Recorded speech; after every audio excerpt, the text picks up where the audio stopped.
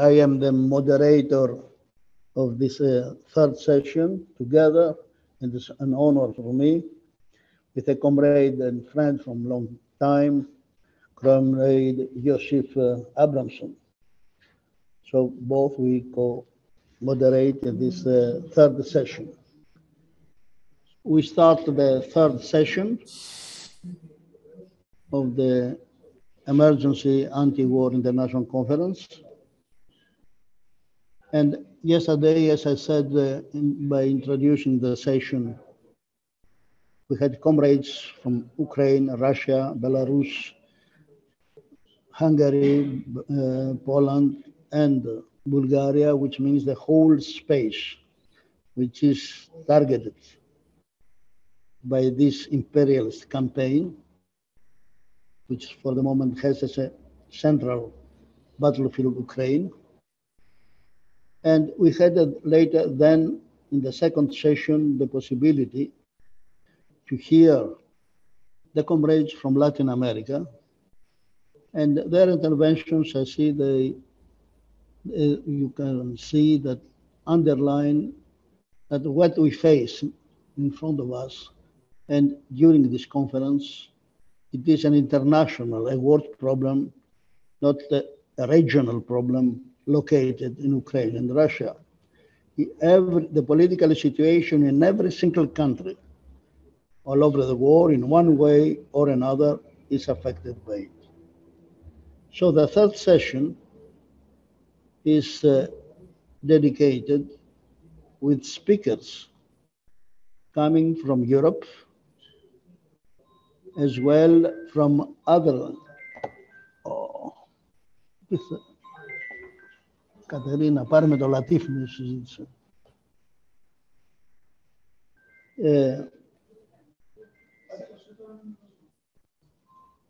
So,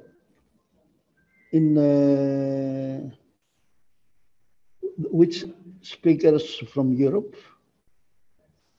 and as well from the United States as well, and from Australia, which shows, again, the international scope of the historical problem that we face.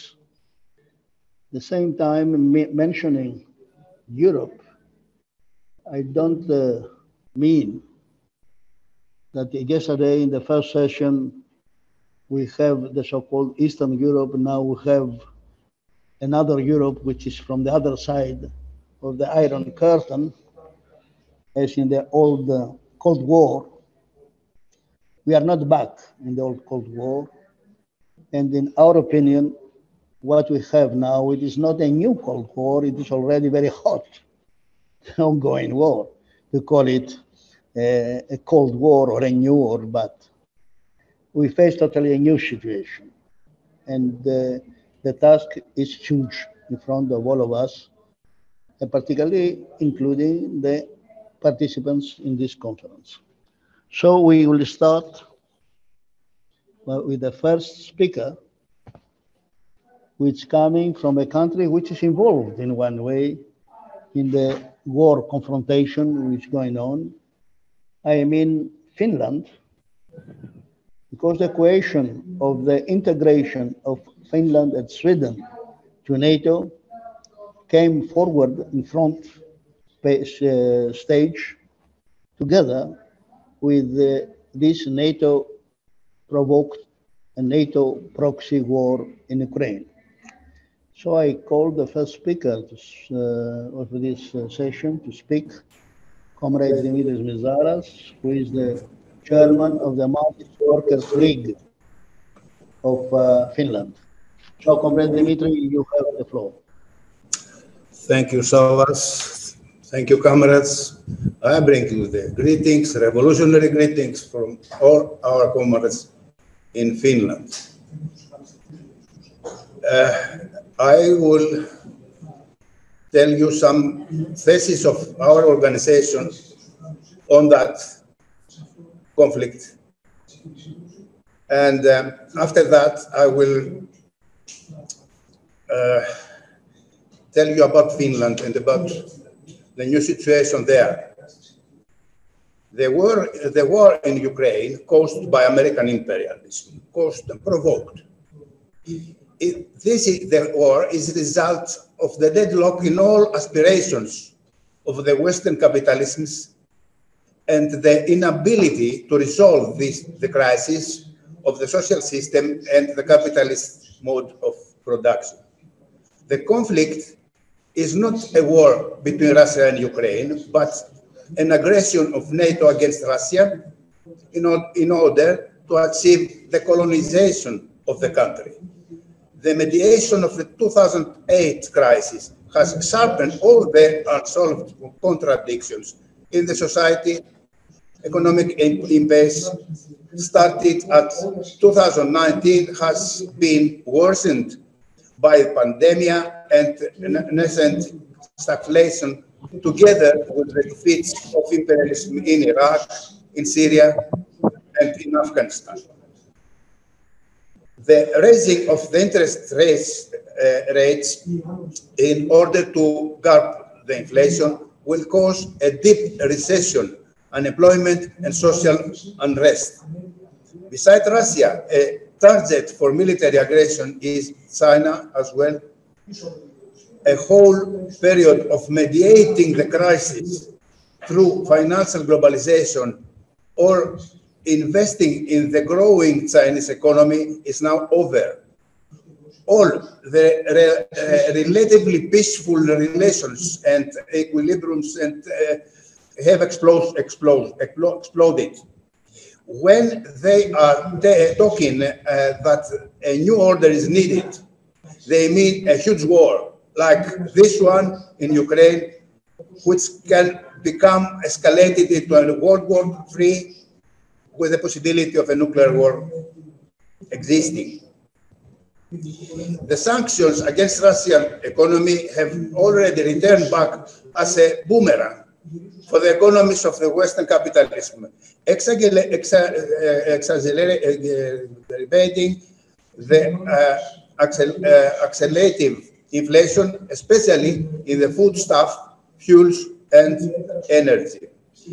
If the war will lengthen, next winter shall be very stone cold in the Western world for the starving working class. We have already seen the first indicators of the escalation of the war already at the end of the last year, and before war in Ukraine begins, Finland and Sweden have been dragged into NATO in order to offer them security against Putin's aggression. At the same, war propaganda against Russia was already started. A huge amount of lies and all opposing voices to this were censored absolutely in both countries, Finland and Sweden. Finnish people were made believe that they may be the next victim of Putin, as the border between the two countries is more than 1,300 kilometers, and Leningrad is located less than 200 kilometers from the southeast point of the borders. Now, Finland and Sweden have applied for a NATO membership without arranging any referendums. Even the Gallups show huge support to NATO. They didn't dare to put it in a referendum. After that, Baltic Sea now becomes a NATO's inland lake. The exit of Russia to the Baltic in the Finnish Gulf, if you know the map, can be blockaded anytime easily. Russia is monitoring whether NATO is founding military bases and or sending its weapons to or combat troops to Finland and Sweden. In spite of what they claim, Finland and Sweden have no say, no voice in these decisions. United States Secretary of Defense Lloyd Austin has already said they would decide this matter exclusively in Washington. In Ukraine, NATO is every day facing military defeats on the ground. At the same time, Western powers are facing every day a deeper and deeper economic, social, and political crisis. As they fear to face an ever-growing social movement, they are seeking to open new fronts against Russia. One of them is in the north, and the second is in the Black Sea, in the south. The new front in the south will be launched by Romania and Bulgaria with the support of the 6th Fleet of United States in the Mediterranean Sea, if Erdogan tolerates to let them pass through Bosporus. In a wider escalation can be involved countries like Georgia or other countries in Caucasus. The front in the north will be fairly of Baltic countries with the support of Poland. So already promised to NATO to support Baltic countries in the ground, and Finland has taken under the responsibility the air. The front in north, yes. The blockade of Russia has now isolated the area of Kaliningrad, which is an enclave surrounded by Lithuania and Poland. The only connection with Russia by road is through Lithuania and Latvia. NATO's Baltic blockade has now opened a front against Russia. NATO's member state Lithuania has imposed on Monday, 20th of June, a blockade by preventing the transportation of goods like steel and coal between Russia and Kaliningrad. The response of Russia was clear. If cargo transit between Kaliningrad region and the rest of the Russian Federation via Lithuania is not fully restored in the near future, then Russia reserves the right to take actions to protect its national interests. Like in Ukraine, also Latvia and Lithuania and Estonia have a strong right-wing movements in the dominant government positions. As Lithuanian Foreign Minister Landsbergis said, the decision to implement the blockade was not taken by Lithuania, but in a very compact consultation with NATO and United States. The origins of the family of Gabrielius Landsbergis have very close ties with fascist movement in Lithuania.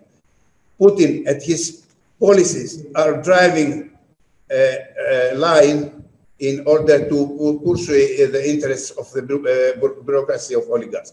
In this leadership of Bonaparte's, there is nothing to advocate the interests of the working class in Ukraine, in Russia, and elsewhere. They are ready to betray the working class as they have done it many times before. We do not trust them, and we do not ally in any case with them.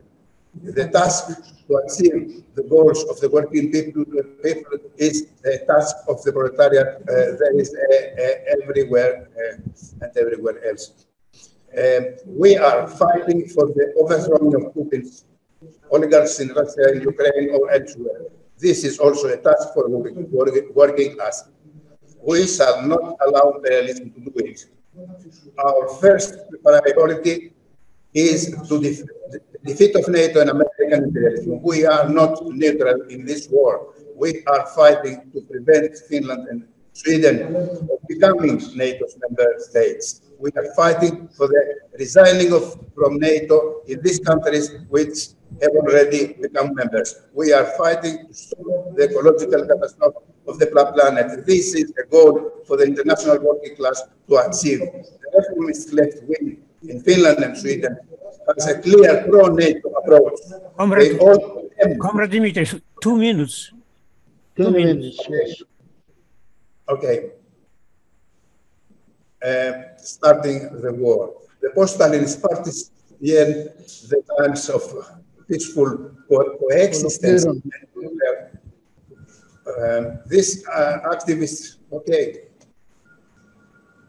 they should understand that we live in times of confrontation and they have to decide what their stance is. We need a Marxist analysis of the geopolitical situation, a correct program of revolutionary reforms, unity of the proletariat, and these main organizations to drive all this to an end.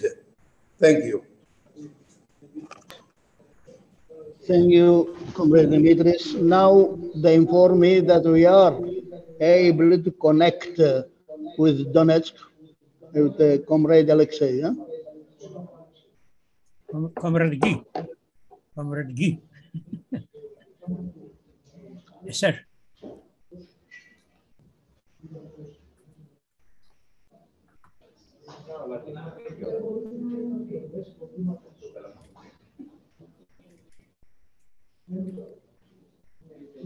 Can you have Comrade Alexei?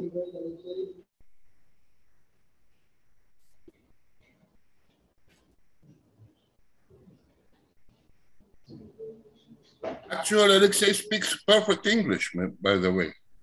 Yes, he can speak directly. Yeah, but what do you have? Do you have a video or direct connection? No. Now we try to have a direct. Otherwise, we have the video. Yes, it's an alternative. Savas, it's the video. That's what Daria wrote. It's the video that's going to be shown, and that's why Said has to be here. Okay, sorry, I took a mistake. Let's then have the video, and Comrade Said will give, if it is not in English, he will give us a translation into English and a summary of it at the end. Maybe you should show the video, and no, it's not possible. All right, I will translate simultaneously, not a problem. Okay, let's see the video. Не надо. Я буду останавливаться. So, hi, comrades. Should I play the video now? Yes, please. Okay. Please tell me if you hear it, okay? Okay. Здравствуйте, дорогие товарищи, друзья. Меня зовут Алексей Албу. Я являюсь одним из координаторов объединения «Борьба» украинского марксистского объединения. В данный момент я нахожусь на Донбассе, в Луганске. Проживаю здесь на протяжении последних 7 лет. Сам я родом из Одессы, был депутатом Одесского областного совета. И в 2014 году, 2 мая, я попал внутрь Дома профсоюзов, и, к счастью, я остался жив. Однако я увидел своими глазами, что из себя представляет современный фашизм. С ранних лет мы боролись против проявления национализма, против распространения националистических идей на Украине. Однако у нас не хватило сил, и в 2014 году реакционные силы, которые опирались на западный капитал, на Соединенные Штаты Америки, они захватили власть в Украине путем государственного переворота. Это все происходило буквально на наших глазах. Мои земляки, одесситы, восприняли этот переворот крайне негативно, потому что правила игры, которые существовали до 2014 года, до Майдана, они были нарушены. Если раньше различные общественные группы могли прийти к какому-нибудь консенсусу с помощью избирательных механизмов, то в феврале 2014 года эти правила игры были сломаны. И агрессивное националистическое меньшинство навязало свою политическую волю дезорганизованному большинству. В Одессе и в других городах Украины люди начали выходить на улицы, и образовалось так называемое движение «Антимайдан». Я и моя организация приняли активное участие Мы пытались разъяснять классовую We природу tried to противоречий, explain to которые this существуют anti-Maidan сегодня comrades внутри class украинского meaning of общества the и Kulita между and of the society, империалистическим центром и постсоветской экономической and relations так between the называемой imperialist подсистемой. center and post-Soviet И что Украина в этом большом противостоянии является разменной монетой. В принципе, эти антиолигархические идеи, антиимпериалистические идеи и, конечно же, антифашистские идеи были широко поддержаны движением антимайдан и стали его стержнем. 2 мая 2014 года произошло массовое убийство абсолютно безоружных людей. Оно было заранее подготовлено, спланировано. Боевиков, которые осуществляли эту расправу, свозили несколько недель перед этим страшным днем. For several weeks, they brought Nazi stormtroopers on football plans to Odessa. I cannot comrade, yes, I stopped it, so no one can hear you. So I will create a translation group and assign you into it. Okay, so you will talk, and then everyone will hear you in separate channel. Okay. I didn't understand exactly, but do it. Okay. Don't worry. Like we did yesterday, comrade. So everyone interested in English can join English channel, okay? Now you see the world icon like yesterday, so you can join English channel or... Sefa, please, yes. Can you please share the video on the screen? Yes, don't you possible? See? No, it's like a speaker, you know, like any of us. Yes, I did it on purpose. Do you want it like a normal video? If you can it be translated like that? Why not? Okay. No, yeah, of course the translator will hear. Yes. Okay, I can do that also. Thank you. Υπάρχει κάτω το... I'm doing it right now, so...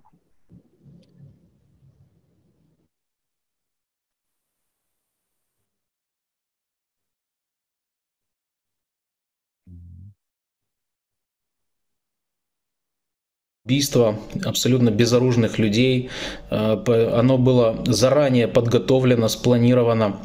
Боевиков, которые осуществляли эту расправу, свозили несколько недель перед этим страшным днем. У нас есть информация о том, кто курировал эти процессы, кто организовывал этих боевиков в группы, кто их финансировал. Однако до сих пор ни один из нападавших не понес наказания. Как вы знаете... Okay, comrade, I think translation is not working, so I will do it the same way, okay?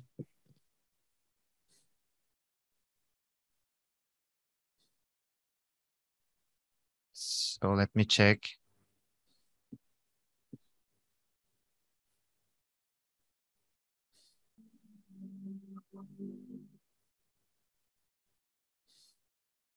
Кто курировал эти процессы, кто организовывал этих боевиков в группы, кто их финансировал. Однако до сих пор ни один из нападавших не понес наказания. Как вы знаете, 2 мая это был такой очень яркий момент в истории Украины, хоть и трагический, но достаточно яркий, можно сказать, переломный момент, с которого началось массовое противостояние новым украинским властям с оружием в руках. Если до этого дня на Донбассе восстали небольшие группы людей, то после 2 мая всем стало понятно, очевидно, что с неонацистами нельзя договариваться, что неонацисты будут убивать.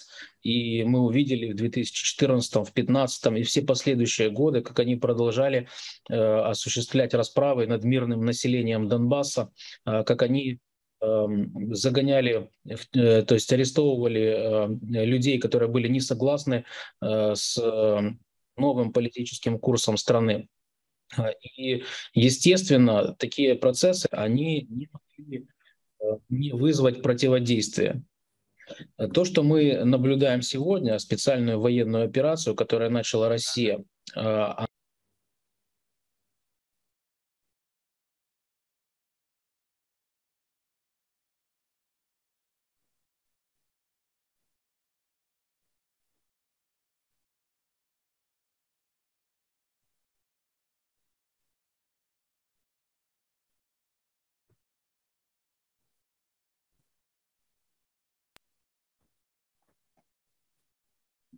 то есть мы видим, что мировая экономика, она зашла в тупик, она глобальна, однако у нее есть свой центр. Этот центр находится в Соединенных Штатах Америки, потому что именно Соединенные Штаты Америки контролируют эмиссию основной мировой валюты, доллара.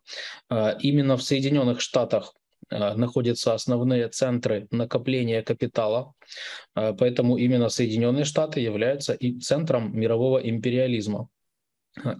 Но мы видим, что кризис этой системы, он вызвал противоречия между империалистическим центром с одной стороны и с различными экономическими подсистемами, которые сегодня сложились в мире.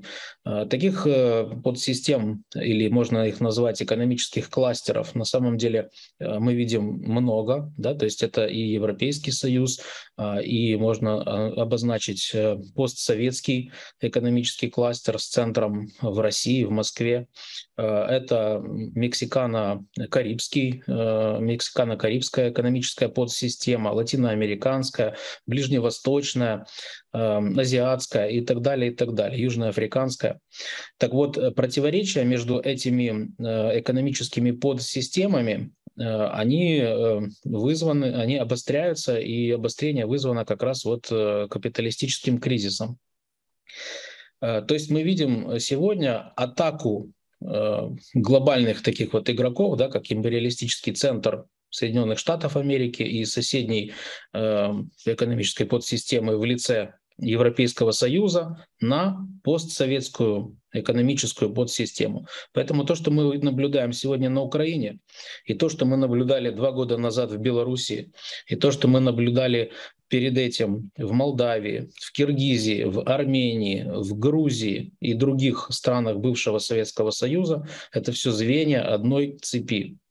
Поэтому это одна из причин, почему была начата специальная военная операция, на мой взгляд. Да? То есть, когда буржуазия Российской Федерации поняла, что ее просто хотят съесть. То есть Соединенные Штаты Америки, Европейский Союз видят в качестве выхода из экономического тупика не изменение экономической системы, экономической модели, а экономический каннибализм, то есть, по сути, уничтожение себе подобных. Естественно, элита Российской Федерации, она не могла не отреагировать на такие шаги, когда многие годы, значит, НАТО расширялось на восток, строила свои базы и из Украины делала так называемый проект «Антироссия». То есть украинцев настраивали против русских, закрывали русскоязычные телеканалы, запрещали русскоязычные передачи, запрещали русскоязычную музыку, запрещали русский язык в школах. То есть шла такая вот подготовка украинской армии, ее накачивали оружием, они все проходили инструктажи и обучение за рубежом, их обучали инструктора НАТО из разных стран, и из Испании, из Греции, и из разных стран, из Литвы, Латвии, Польши. Поэтому мы видим, что вот этот империалистический центр начал серьезную подготовку к войне против Российской Федерации, но силами глупых людей из Украины, обманутых людей из Украины. Также одна из важнейших причин, почему начата специальная военная операция, на мой взгляд, это желание самого общества очиститься от неонацизма, который сегодня пустил корни во все государственные институты украинской власти, украинского государства. Поэтому люди, которые жили здесь, на Донбассе, которые живут в моем родном городе Одессе, они ждали этого момента очень долго, когда, наконец, появится какая-то внешняя сила, которая поможет сбросить с себя ярмо национализма, коричневое ярмо. Наконец-то этот день пришел. 24 февраля началась специальная военная операция. Мы видим, что она идет достаточно успешно. Сегодня под контролем Российской Федерации и союзных войск, то есть народной милиции ЛНР и ДНР и добровольческих соединений, находится территория, которая сопоставима с Бельгией плюс Арменией вместе взятыми. Сегодня по разным оценкам, около 50 тысяч боевиков и националистически настроенных элементов со стороны Украины были уничтожены за последние 4 месяца. Под контроль взяты стратегические объекты, очень важные, такие как атомная электростанция в Энергодаре. В руки российских военнослужащих попали документы о незаконной деятельности американцев в плане изучения биологического в плане создания биологического оружия. То есть в руки Российской Федерации попали документы, подтверждающие, что Америка финансировала запрещенные исследования, связанные с вирусами и даже с геномом человека. Это очень опасно. Для кого-то раньше это казалось какой-то шуткой или огромным преувеличением, но мы видим сегодня, что это действительно было правдой. Мы надеемся, что в ближайшие месяц, 2 месяца, максимум 3 месяца хребет украинской армии будет полностью сломлен, и фронт уверенно пойдет дальше освобождать города Украины: Запорожье, Днепропетровск, Одессу, Николаев, Харьков и другие города. Я не знаю, где закончится этот освободительный поход, насколько хватит сил, насколько хватит, скажем так, энергии самого общества, потому что общество, оно тоже устает от войны. Но я все-таки надеюсь на то, что вся территория Украины будет свободна от неонацизма. И исторические земли, которые принадлежали Российской Федерации, они опять станут частью Российской Федерации. Те земли, которые не принадлежали Российской Федерации, я надеюсь, я думаю, что это будет более правильно, если они сохранят свою государственность, однако без участия в управлении государством крайне правых реакционных сил. Большое спасибо вам за ваше внимание. Я рад и благодарен всем товарищам, которые оказывают информационную поддержку, моральную поддержку. Мы видим, как товарищи в разных странах, в том числе и в Италии, и в Греции, перекрывали отправку вооружения украинским нацистам, которое предназначалось со стороны НАТО. То есть мы видели, как товарищи перекрывали железнодорожные пути, блокировали аэропорты, морские порты. И мы, поверьте, искренне вам благодарны, потому что чем быстрее будет уничтожена вот эта вот коричневая чума, тем быстрее на Украине наступит мир, и это будет хорошо и не только для жителей Украины, но и для соседней России, и для соседнего Европейского Союза, и для стран, которые входят в Европейский Союз. Спасибо вам большое за внимание. Борьба продолжается. Я уверен, что все будет хорошо. Но пасарам. We thank the comrade Alexei, and I apologize for the problems, the technical problems you said.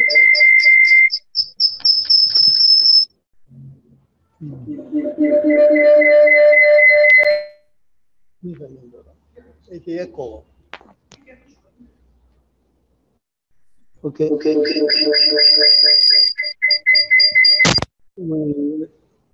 We have to move to the next speaker from Europe. And after Finland, and then this voice coming from the battlefield of Donbass, we have to hear the voice from France. It's Comrade Guy from the Renaissance ouvrière révolutionnaire of France who takes the floor. Camarade Guy, tu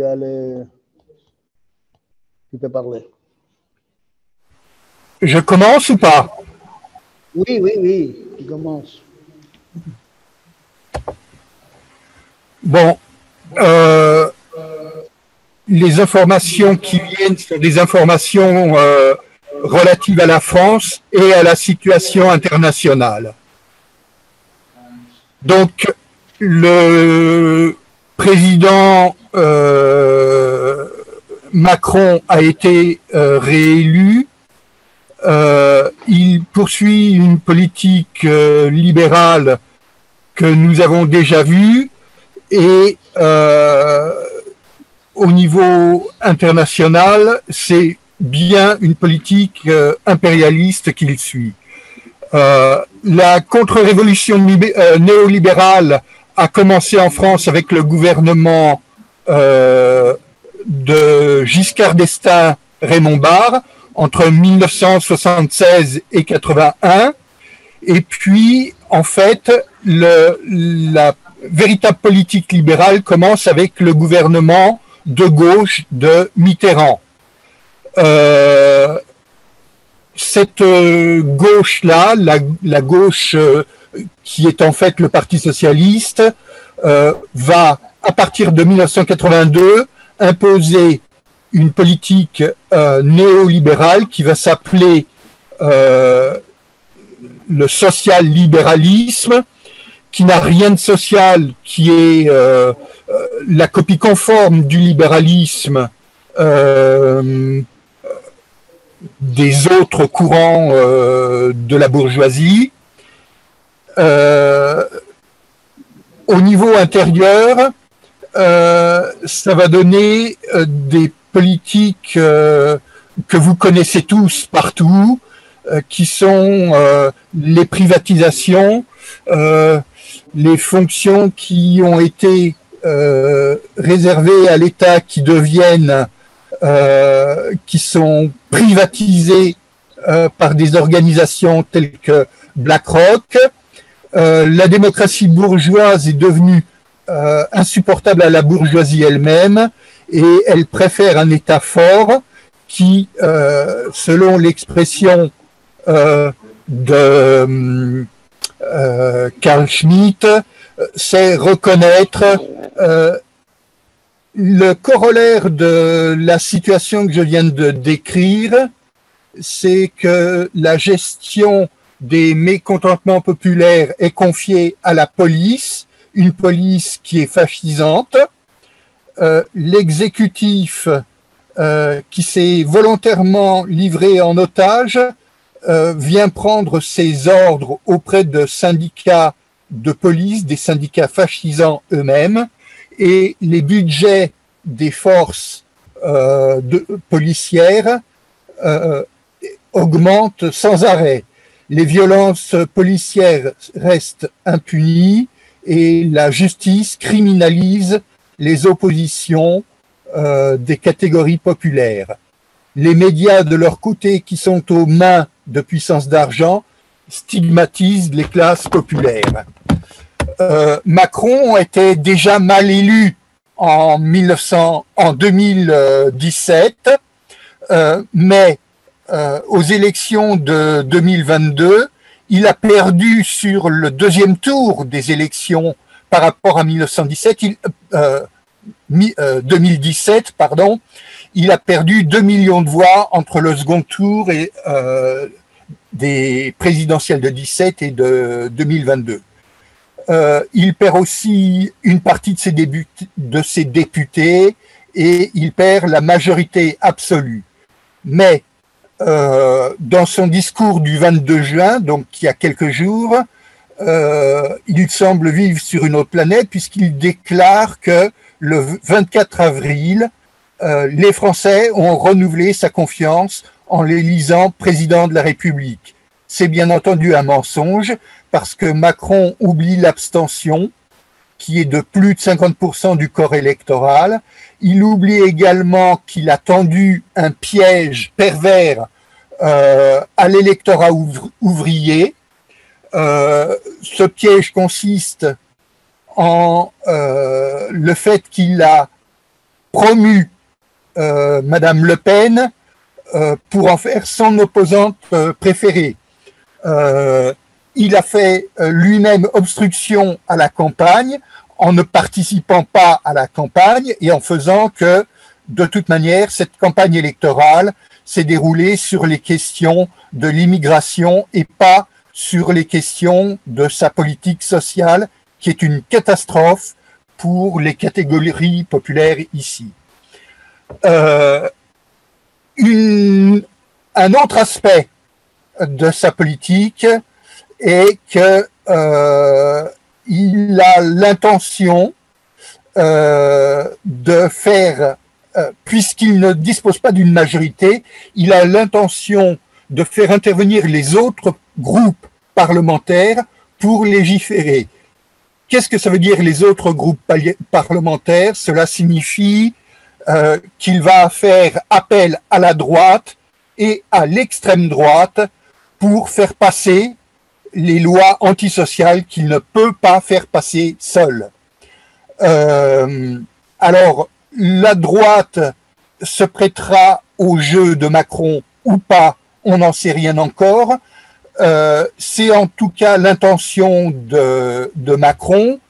La bourgeoisie doit imaginer qu'il y a un risque à ce que la seule opposition reste une opposition de gauche. Donc, la question de savoir si Macron réussira à s'adjoindre la droite et l'extrême droite pour faire passer sa politique n'est pas encore réglée entièrement maintenant. Il y a une autre chose qui est importante et c'est au plan international. Bien que affaibli, l'impérialisme français garde un pouvoir de nuisance important. Macron vient de dire qu'il voulait une réévaluation de la loi de programmation militaire pour ajuster les moyens face aux menaces liées à la guerre en Ukraine. Cette loi prévoyait un effort financier de 295 milliards d'euros pour moderniser les armées françaises. En réalité, les intentions de Macron sont de dépasser largement ces 295 milliards d'euros. Tout ceci fait écho à l'entrée donc de la France dans une économie de guerre dans laquelle Macron pense que nous allons nous installer durablement. Cette position de Macron est un écho en France du discours de Janet Yellen au Conseil Atlantique au début d'avril 2022, mais Macron n'avait pas attendu cette date pour déclarer qu'il voulait créer une force spatiale française. Macron est très dangereux. Son voyage récent en Moldavie a montré, et puis une excursion en Ukraine, a montré que l'impérialisme français joue un rôle dans la région. On le savait déjà parce que la France a envoyé des spécialistes en Géorgie, par exemple. Un socialiste du nom de Glucksmann a conseillé le chef de l'État géorgien Saakashvili, mais aujourd'hui, Monsieur Saakashvili a été éliminé et il reste Madame Zouabishvili qui est née française. C'est une grande famille de la bourgeoisie géorgienne, mais Madame Zurabichvili est née française. Elle a de particulier qu'elle a travaillé sous Monsieur Brzezinski, qui l'a formée pour l'étude du système soviétique et de la diplomatie de guerre froide. C'est elle qui a mené la politique étrangère de la nouvelle orientation pro-occidentale de la Géorgie, et elle a, entre autres choses, négocié l'adhésion à l'Union européenne et à l'OTAN, tout en incitant l'Ukraine et la Moldavie à cette orientation. Donc Macron est l'homme de la politique impérialiste en France actuellement.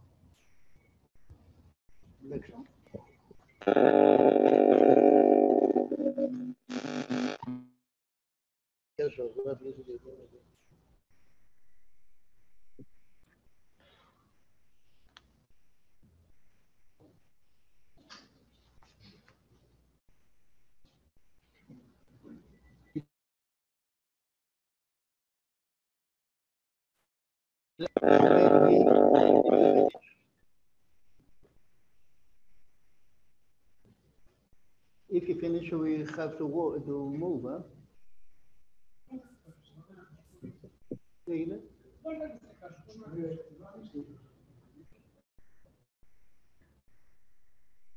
Well, Samat, join meeting.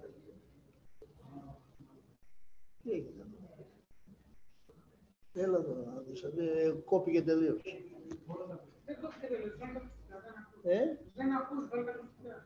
Ναι ρε παιδί, δεν βλέπω τίποτα όμως. Αυτό σου λέω.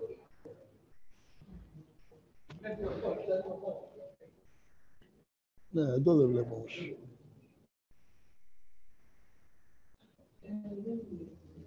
Ανάτο. Okay. Okay, we have to move to the next speaker because there is not much time. I think Comrade Guy from France has ended his contribution, and we have to move to another European country. We have here two comrades from the Spanish state, from Barcelona, Comrade Enrico and Comrade Tony. Who will speak from the two? Comrade Tony? Ciacchini, yes? Ciacchini. I guess that. Who will speak first? Tony? Yes, it's me. Okay, you speak in English then? Well, okay. I try. Pardon. Okay, thank you. You have 10 minutes. A bit awkward, but you have 10 minutes, yes, well, you can start. Yes. Okay, probably less. Good afternoon, comrades. I speak in my name, but I believe I'm expressing an opinion shared by my organization. I wish to thank for the opportunity for this conference and congratulate the Rakowski Center and the Red Med for it. I present you briefly the Red Roja, that is a Spanish communist group with some special character. We try to overcome the historical crisis of the communist movement by working together, comrades from different groups and traditions, just putting the practice in the center to build confidence and being flexible. This involves to postpone some historical debates and, be a special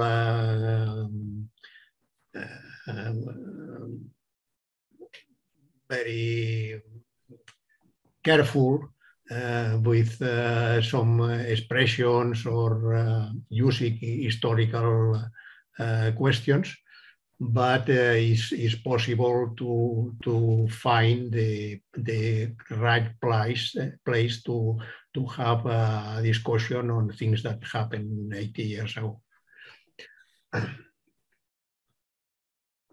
We have a few and strong principles to orientate ourselves and to ban reformism and opportunism. These are anti-capitalism and the fight for the independence of working class, the need to overthrow the Spanish monarchy and his false democracy, so we support the right to self-determination and of the oppressed nations in the Spanish state and a consistent anti-imperialism. I will speak on this anti-imperialism that means for us to give unconditional support to those countries under imperialist aggression. So we are never equidistant and reject to criticize them even under strong accusations. It is incorrect for us to build a political line with Western moral and bourgeois prejudices. The white is the general interest of the working class for the defeat of imperialism and its agencies. So the lack of democracy and corruption of Assad's regime, for instance, is a secondary discussion and mainly is to be settled by Syrian people. On the next day, the summit of the NATO is to be held in Madrid, and our comrades, alongside with other organizations, are demonstrating against it in Madrid and many other big and small cities. The PSOE government, including some supposed communist ministers, is doing that after deciding a huge increment in military expenses. This policy and regression of the social cuts is eroding their popular support, and in regional elections like Castilla and Andalusia, an important sector of the masses is turning to the right and also the extreme right. I will not detail it as a similar story that you heard from other countries. I will use the time to comment some ideas on the debate of yesterday. There's some discussion about this war in Ukraine starting in 2014 or 2022. For me, this is formal. The main point is the reason. The need for declining capital to control new territories and seize as possible all possible natural resources. The NATO is functional to American imperialism for proxy wars. We have seen it in Balkans and, when Yugoslavia was torn into pieces using lines of national diversity. And similar plans are in action in former Soviet area as Ukraine. United States is in decline since the end of Bretton Woods systems. The globalization has only deepened this tendency that they try to escape by expanding in weapons and provoking conflicts and so on. But they can't escape of the contradictions. The super imperialism is impossible, and the failure of the Soviet Union didn't modify that. When anti-war movement accepts the motto, no NATO, no Putin, we disagree, but participate in the marches because it's better to discuss within, and the center is the criticism to NATO, which is to defeat in every case, and to expel the bases that were used to bomb Belgrade and now are controlling the north of Africa and Western Mediterranean. NATO cannot be put at the same level of Russian preventive operation.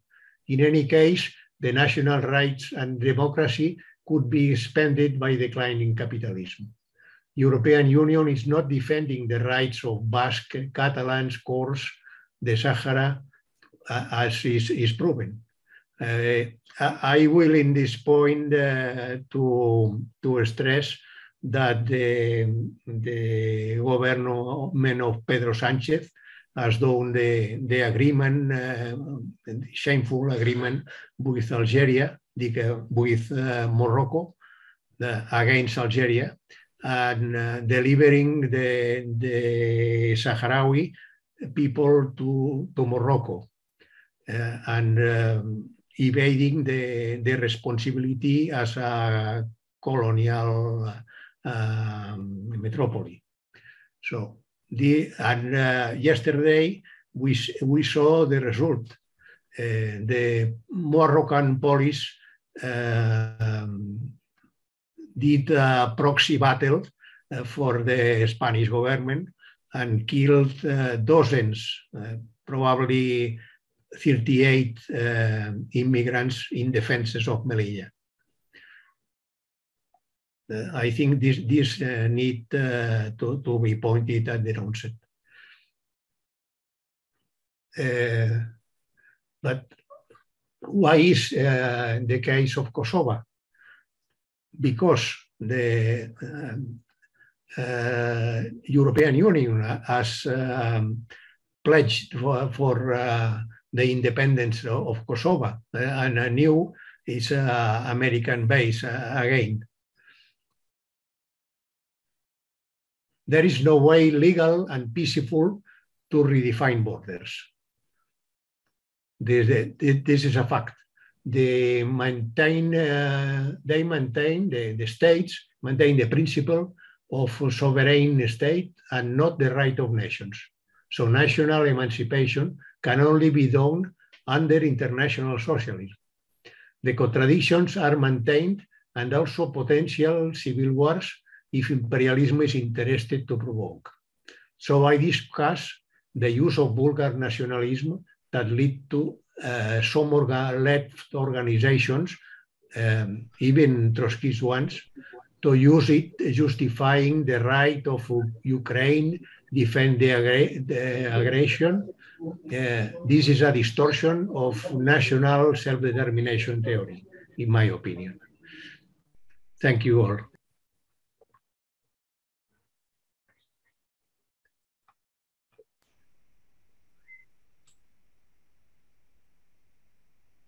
For your intervention, we could hear the voice of Red Barcelona. Now we move to another European country, Italy. I think it's Comrade Carla here, who wants to speak. Yes, can you hear me?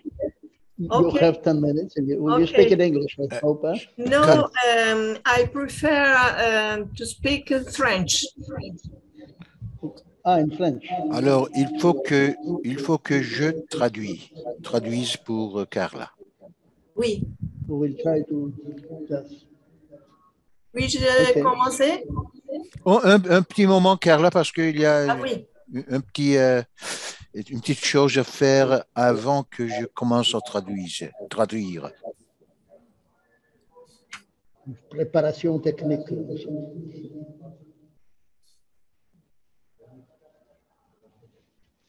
Θα μιλήσει γαλλικά και να μεταφράζει ο άλλος αγγλικά.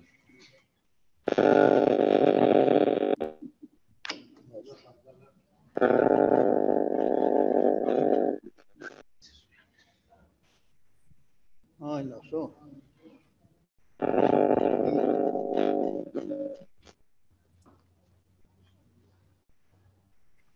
Okay, Comrade Savas, who is going to talk? May I? Yes, you can start, Comrade Carla, in French. So now the translation is active. Anyone interested can join into a translation room. And don't forget to unmute original audio, okay? Okay. Le mien est un rapport plus théorique sur la guerre, conséquence de la crise de capital, que sur l'évidence géopolitique. La guerre en Ukraine est le lieu d'abordage final d'une longue série de guerres à basse intensité ou par personnes interposées selon le dernier modèle déposé par l'impérialisme international. Cette-ci n'est pas la première guerre qui a touché l'Europe. En fait, en outre, il semble que les autres guerres plus loin ne nous regardent pas. Pourtant, je rappelle celle qui a déstabilisé la Yougoslavie avec l'accord sous-entendu qu'elle pouvait être autocontenue. Cette guerre a eu lieu quelques mois après la naissance de l'euro qui avait dépassé la parité d'échange avec les dollars à son début. Ce n'est pas un mystère que cette phase de développement capitaliste est marquée par la crise de surproduction, crise qui est caractère spécifique de la façon de production de ce système. Crise qui est l'achèvement de la loi de la valeur qui montre son unité, unité entre l'achat et la vente, entre production et circulation, et ainsi de suite. Les conséquences de la crise économique sont toujours les mêmes.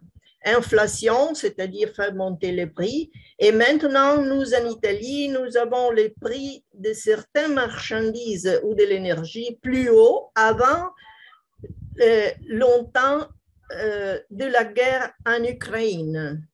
Encore, déflation, inflation de nouveau, dépression, récession, commandement libériste plus haut, précarité du travail, chômage, corruption, coupe de dépenses publiques, démantèlement de l'État social, du système de pension aux retraites, fonds ou deniers de pensions privées. La guerre est seulement une des formes de solution de contradiction politique à l'intérieur du système bourgeois. La crise de capital se transforme en crise de travail après les déplacements, refoulement même de la crise montant une contre-offensive impérialiste. On représente idéologiquement une unité fictive avec chômage, bas salaire, salaire social sans hausse, basses conditions de vie et de travail. Par contre, profit augmenté en hausse constante, liberté de mouvement de capitaux, contrôle du système financier et productif, stagnation, etc. Il faut sortir de la crise, mais dans la même forme sociale, c'est-à-dire dans la soumission économique et politique du travail salarié et procès de prolétarisation.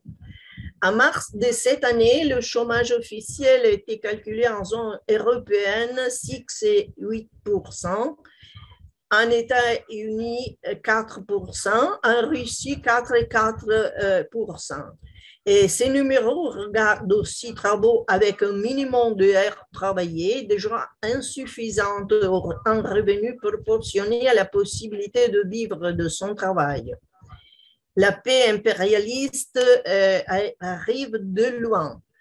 Dès le plan Kissinger des années 70, pour une restriction mondiale qui entraîne une augmentation de la plus-value possible seulement dans la mobilité des capitaux, intervention de l'État de protection et accords supranationaux de contrôle, circulation monétaire de capital, afflux d'or et devises forts envers toutes les zones mondiales pour garantir les placements du capital.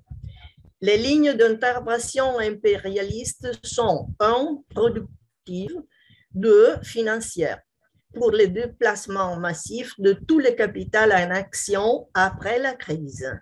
La guerre en Ukraine, selon les besoins du capital, un essoufflement d'accumulation mondiale, est en train de réduire les secteurs plus vieux ou de consommation et de relancer secteurs primaires, recherche et production de high-tech, secteur énergétique, pouvoir alimentaire fondé sur la gestion monopolistique des prix, c'est-à-dire armes vertes. Kissinger fut l'auteur de financements gratuits. L'intérêt est payé directement par les masses, pas plus par le gouvernement, et ça est devenu commune à tous les pays dominés. Il faudrait exposer l'adaptation de l'État à la forme publique changée du capital, mais le temps ici ne nous le permet pas. On voit que le nœud militaire et politique de la guerre entre OTAN et Russie est aussi monétaire. La guerre est commerciale, utilise protectionnisme avec droit, impose des restrictions de liberté démocratique, contrôle sur renseignement, répression et protestation. Contrôle aussi sur zones soumises à l'influence économique, monétaire et politique avec guerre à un pays limitrophe. En outre mot, l'escalation de l'impérialisme d'aujourd'hui dérive de la crise globale du capital en crise d'urgence par faute d'accumulation à cause de la pandémie, en poussant vers réformes institutionnelles supranationales pour d'évaluation politique monétaire et des crédits restrictifs. Nous voyons maintenant les États-Unis intéressés à se tourner vers Taïwan, le vrai conflit final avec la Chine. L'hégémonie du dollar est déjà finie, mais la suprématie militaire et politique des États-Unis, gagnée après les deux guerres mondiales comme pays créancier, a transformé les États-Unis après les années 90 en un pays qui est le plus endetté du monde. La Chine est désormais la première puissance mondiale. La guerre en Ukraine entre États-Unis, OTAN et Russie sert à baisser l'euro et pourtant garder le contrôle sur l'Europe, plus divisée que jamais, empêcher aussi le commerce avec la Russie afin d'obtenir la conquête de tout son marché, gaz, pétrole, matières premières. La Russie doit devenir un problème, pas une ressource pour la Chine. Comme José Capitan a dit, la guerre en Ukraine était déjà annoncée. 10 ans de préparation et 2 milliards de dollars par les États-Unis avec une filtration d'instructeurs militaires, renseignements sur le territoire, armes de tout genre technologiques de dernière production et maintenant avec 450 millions de dollars à Kiev en aide militaire. En attendant, candidat à l'adhésion à l'Union européenne. L'épicentre de cette guerre est la crise mondiale qui emporte un changement politique mondial, comme a dit Kojola hier, qui tient la gauche en échec presque en tout le monde. Il s'agit d'une contradiction entre un monopole financier et militaire des États-Unis et son retrait systématique du marché mondial. Crise d'accumulation et lutte parmi les capitaux, dans le même temps, lutte au travail mondial par un nouveau ordre de classe. Réorganisation politique internationale du capital en crise et décadence. La paix pourrait se baser sur la défaite de provocations impérialistes si l'internationalisme prolétaire réussissait à prouver sa présence. Maintenant, pas visible. De la guerre froide à la paix chaude, comme Xi Jinping a dit. C'est tout.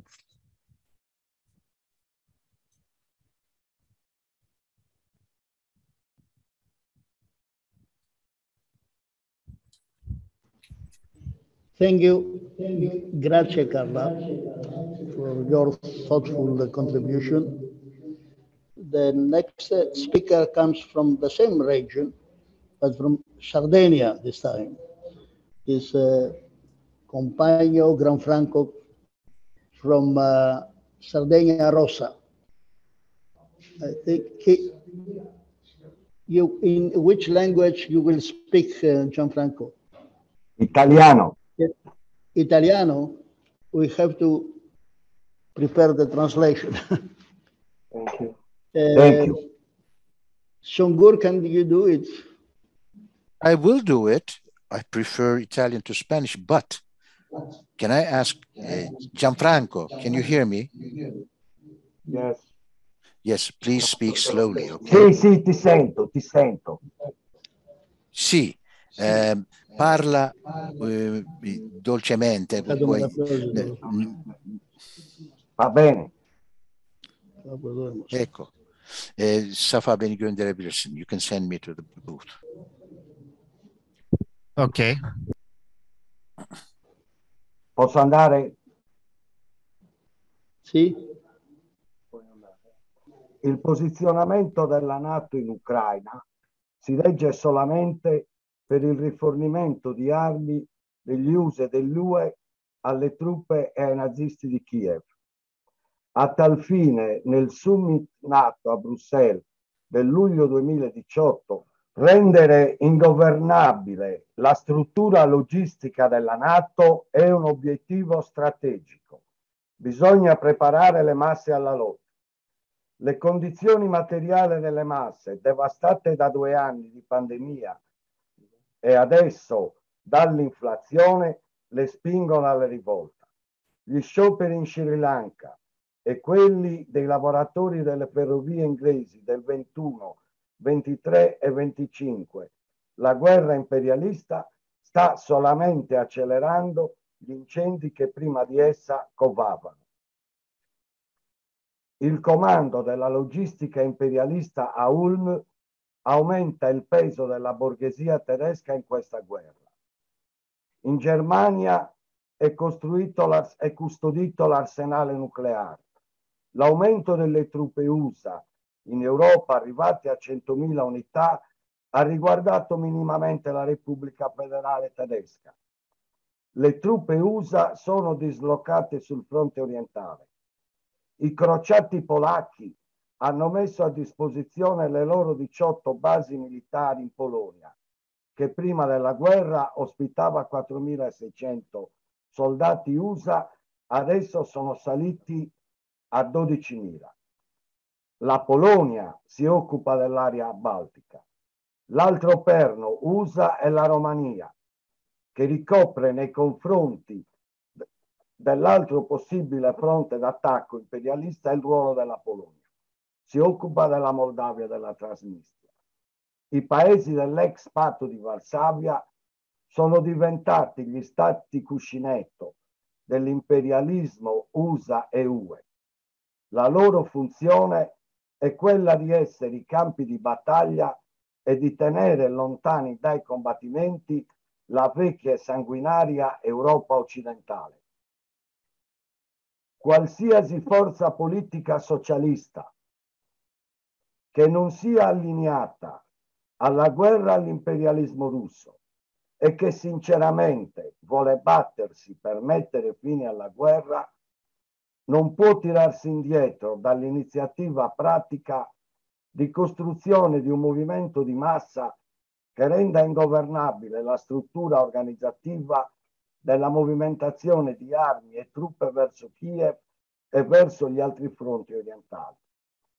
Ma nella nostra iniziativa politica dobbiamo porci anche l'obiettivo dell'eliminazione dell'armamento nucleare conservato in Germania.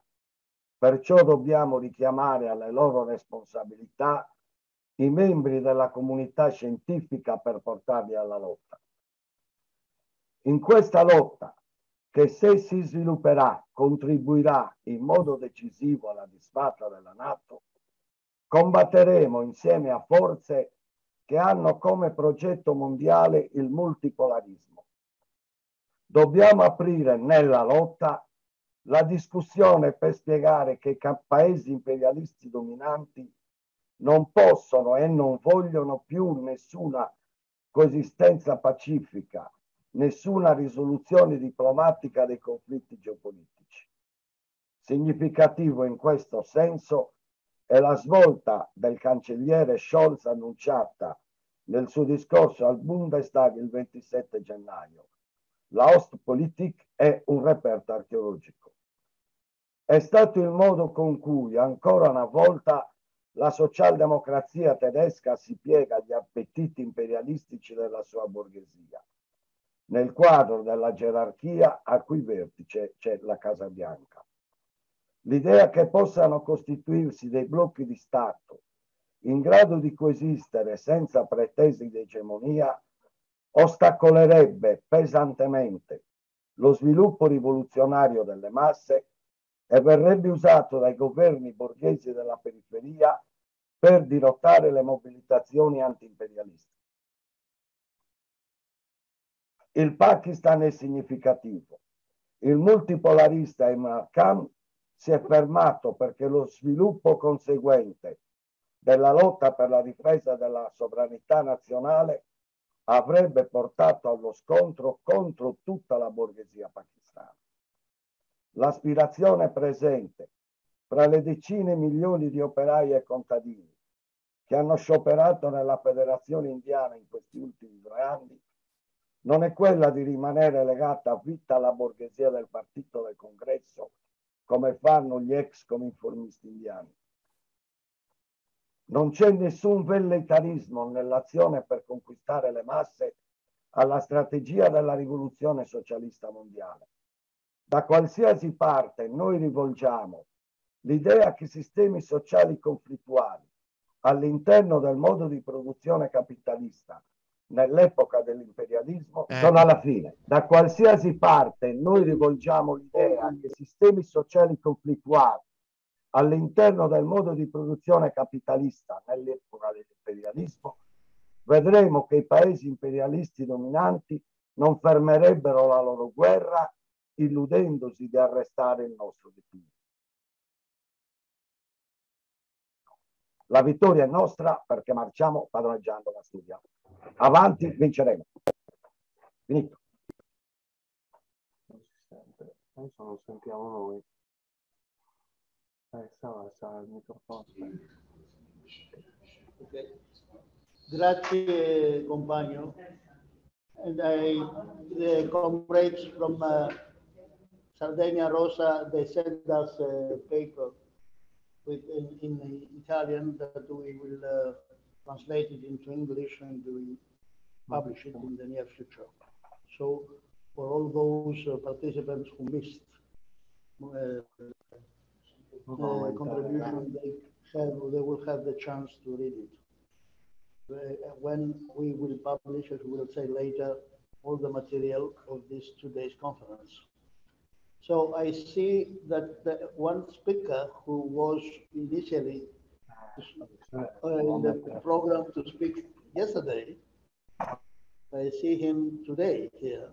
And before going to the next European country, which is Greece, let allow Comrade Artyom Kuperchotik from Leningrad, a very good friend, and he speaks very fluently English. So you can you have 10 minutes for your intervention, please. Okay, you can start. Yes. Okay, so I can start. And so my main topic is the conflict between Russia and Ukraine and the position of the State of Israel and the Zionist regime in this issue. That even before the war in Ukraine was started, Jerusalem Institute of the Strategic and the Security published information that economical development between Moscow and the Tel Aviv is rise to very high level. For example, the trade relations come to $2-3 billion. And the base of this relation is some kind of an official contact between the Moscow and the Tel Aviv regimes. So from one side, the Russia close eyes to the Israeli attack on targets in the Syria. And from other side, the Israel, they have some kind of military cooperation with the Russian government. Also, there are some very big cultural links between the Russia and Israel, and there is a huge wave of the immigrants. They come from former Soviet Union and to Israel in the last 30 years. And some other important point is that for many years, Russia used Israel as some kind of mediator between Russia and United States. So there are a lot of informal links and informal contacts that are going via Tel Aviv from Moscow to Washington and also from the Washington to the Moscow. And of course, the Israel experts say that the coming war is to give a lot of opportunities to the Zionist regimes, also like mediators and also like a weapon supporter, and also that go to give a position for Zionist regime much more strong in the Middle East in the coming future. But so also there are a few problems that Israel experts said. For example, Israeli journalist Eliakim Hatseni, the publisher from Yediot Ahronot, said that Israel should choose between two Jewish communities. One community live in Russia, and other Jewish community need to live in Ukraine. And we don't want a conflict inside of Israel between Jews that come from Russia and the Jews that come from Ukraine, like it was during the conflict between Armenia and Azerbaijan, when in the middle of the Jerusalem it was a clashes between local Armenians and the Jews that immigrant to Israel from Azerbaijan. And the Israeli Armenians, they supported Armenian side, and the Jews that immigrated from Azerbaijan, they supported the Azeri side. And Israeli officials, they don't want that war in Ukraine will bring to the tension between different parts of Israeli societies. The other problem that come to Israel, it's a weakness of United States position in the Middle East. As a result of the war in the Ukraine, because the presence of America in Persian Gulf and the Middle East is became much more weaker, because most attention of the Washington is coming to the East Europe, and all American troops and American equipment from all other world is coming to the Ukraine to support the Kiev regimes. And of course, it's give some opportunities to American opponents in the East Mediterranean. First of all, it's for Iran government, and second for the China government. And for Israel, it's a very big problem. And Israel foreign minister Yair Lapid said even in the February that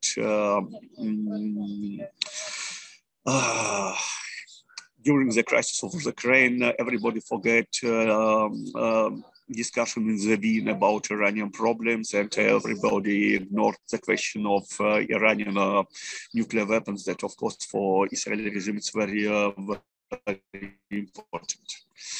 Before the war, many Israeli experts and also journalists and newspapers, they made publications that Israel should keep a distance, bounded military help to Ukraine. And for example, the Ukrainian ambassador in Israel, Evgeny Korinchuk, was very criticized about Israeli position in the Ukraine, and they said that Israeli position even can quote pro-Russian. But of course, when the conflict started in the February 22, Israel started, from one point of view, they realized its former plans, and from other side, it started to correct its previous position.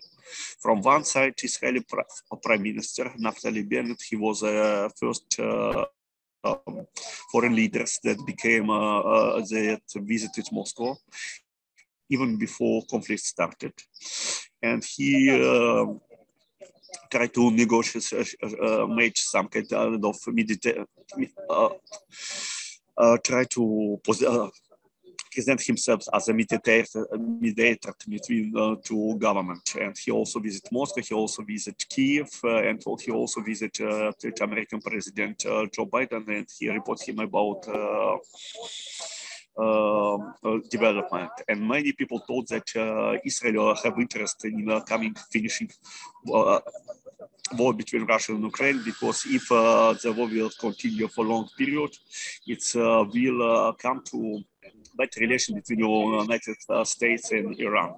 And also the West will open a way to the Iranian gas to Europe as an alternative to the Russian gas in the Eastern Europe. But of course, in the Israel, there is some kind of the pressure from the Washington, and also there are very strong Ukrainian position, pro-Ukrainian position against inside Israel itself. So many experts thought that, as I told you, that Israeli society will be split to pro-Russian side and the pro-Ukrainian side, but it did not happen. And so, according to the statistic, about 76% of Israeli Jews, they support Ukraine, they support Kyiv. And the interesting point that process of Kyiv supported between Israeli Arabs is much more low, about 41%. Also, 75% immigrants from the former Soviet Union, they also do support from Kyiv side. And of course, it's not accident, because we know that traditionally Israel regime support all far-right regimes around the world. They also support regimes of South Africa, regime of apartheid, and it's also support military dictatorships in the South America, supported by military and by instructions. And as we know, the Israeli President Zelensky, he declared that he like to build new Israel in the East Europe, and Israeli model of military states. It's also will be a perspective model to the Kyiv. And so we know that Israel sent military advisors to the Kyiv, and they help to train Ukrainian army. Also, there is some kind of military hospital with Israeli personnel that work on Ukraine. Many Israelis come to fight inside of Ukrainian army because they see a solidarity between principle of Ukrainian regimes, and they have a principle of the states of Israel. And of course, all Israeli media, it's come from the anti-Russian position, and was very sympathetic to the Ukrainian side, and most of information that demonstrate about the situation of Ukraine, it's more or less a clear propaganda in the style of First World War.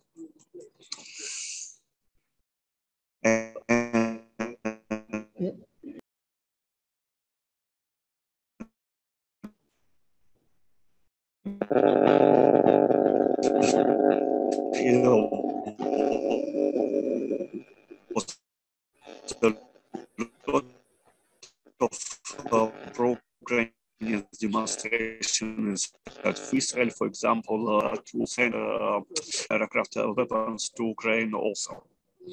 But of course, the Israeli government is not so radical like Israeli public opinion. From one side, Israel Foreign Minister Yair Lapid officially supported Western position, and he supported Ukrainian government. But from other point, Israel trying to get some political and military goals as a result of the conflict. For example, we remember the famous book of Israeli dissident Ostrovsky when he described the situation inside Mossad, when Israel during the conflict in Sri Lanka, he support to both sides, training the people from the Tigers and also training people. Thank you. Thank you, comrade. So before going to the Sri Lanka government, from one point of view, sent massive support to the Ukrainian military, and also support from Ukrainian far-right paramilitary groups like Azov, for example. And from other side, he makes some kind of links to Russian oligarchs to help them to transfer money to the West and make some shelters to Russian capital in the West. So also there are some another points that very positive to the Zionist regime. For example, a lot of Ukrainian Jews, they emigrated to Israel. And of course, Israel used these people like potential settlers. So even the march, many. Sorry. We have the time is finished. Sorry. You have 1 minute to conclude, okay? Yes, and so the conclusion is that, of course, the conflict in Ukraine is very positive to the Zionist regimes.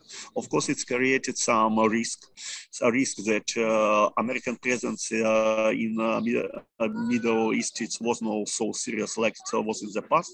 But of course, they Tel Aviv some goals in the role as a military supporter to Ukraine, and also some positive points like mediator between Russia and the West, and also a lot of immigrants come to the Israeli and the very serious human force that can be used to the Israeli interest.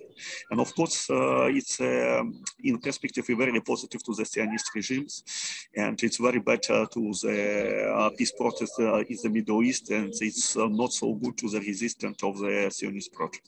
Thank you very much.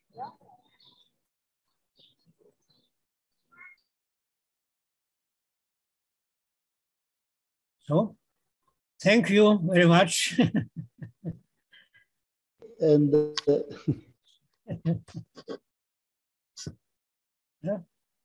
yours without, I don't hear you. Comrade Savas, we don't hear you, unfortunately. Okay, you hear me now? Yes. So we have 2 comrades from 2 different revolutionary organizations from Greece that were invited to address this session. And I ask, it is Comrade Yorgos. Huh? The first speaker will be Yorgos Michailidis, who will speak on behalf of the NAR, which means the New Left Current for Communist Liberation, a Greek revolutionary communist organization. He has, then he will have, you have 10 minutes to speak in English, huh? Yes. Okay, thanks.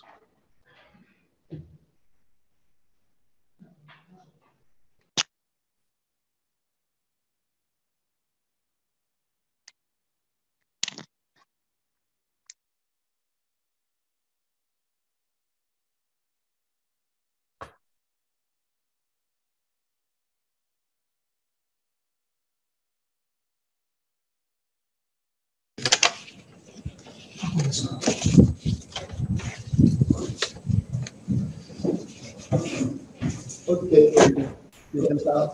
Can you hear me? Yes. Yes, okay. So, dear comrades, on behalf of New Left Current, NAR for the Communist Liberation and the Communist Liberation Youth, we would like to thank you, first of all, for the invitation to your international conference. We will just read a brief salutation. We are following the discussion carefully, and we'll also read all the material that is going to be published. It has been very interesting so far. So the war in Ukraine for us is not yet another episode of the capitalist crisis and the imperialist rivalries. This is a passage to a new level. It marks the inability, but also the reluctance of the great capitalist powers to enter into mutual compromises and the readiness to resolve their differences through war. At the same time, in contrast to the recent wars in Iraq, Afghanistan, the former Yugoslavia or Libya, the war in Ukraine has a direct global impact on the lives of the people from Africa to the heart of Europe. The important point here is that in parallel with the conflict of the great powers on the territory of Ukraine, a social war is unfolding against the working masses, as well as a war against the democratic rights of the peoples and the possibility and the ability of free expression. And the different states that are opposing each other in the battleground or politically and at the propaganda level are following a common path, a common logic when it comes to the aggression against their own people. They are deepening the exploitation and they are all the more aggressive. Our position on the war in Ukraine is important, of course. The left-wing forces in the communist movement are under heavy pressure and unfortunately quite often under the direct influence of their respective bourgeoisies. We refuse to start our analysis on Ukraine from the year 2022, as Western imperialist powers would like us to do, but at least we follow the events since 2014 and even earlier, from the rise of competition around Ukraine since the early 21st century. The successive, we start our analysis from the successive phases of NATO and European Union expansion to the east, but also from the determination of the Russian capital to create a vital space and secure a position in the global competition ground. In this sense, first and foremost, we are resolutely against the Western capitalist camp, against NATO and the EU, against the international bloc that our state belongs to, and of course, against the aspirations of the Greek state and capital.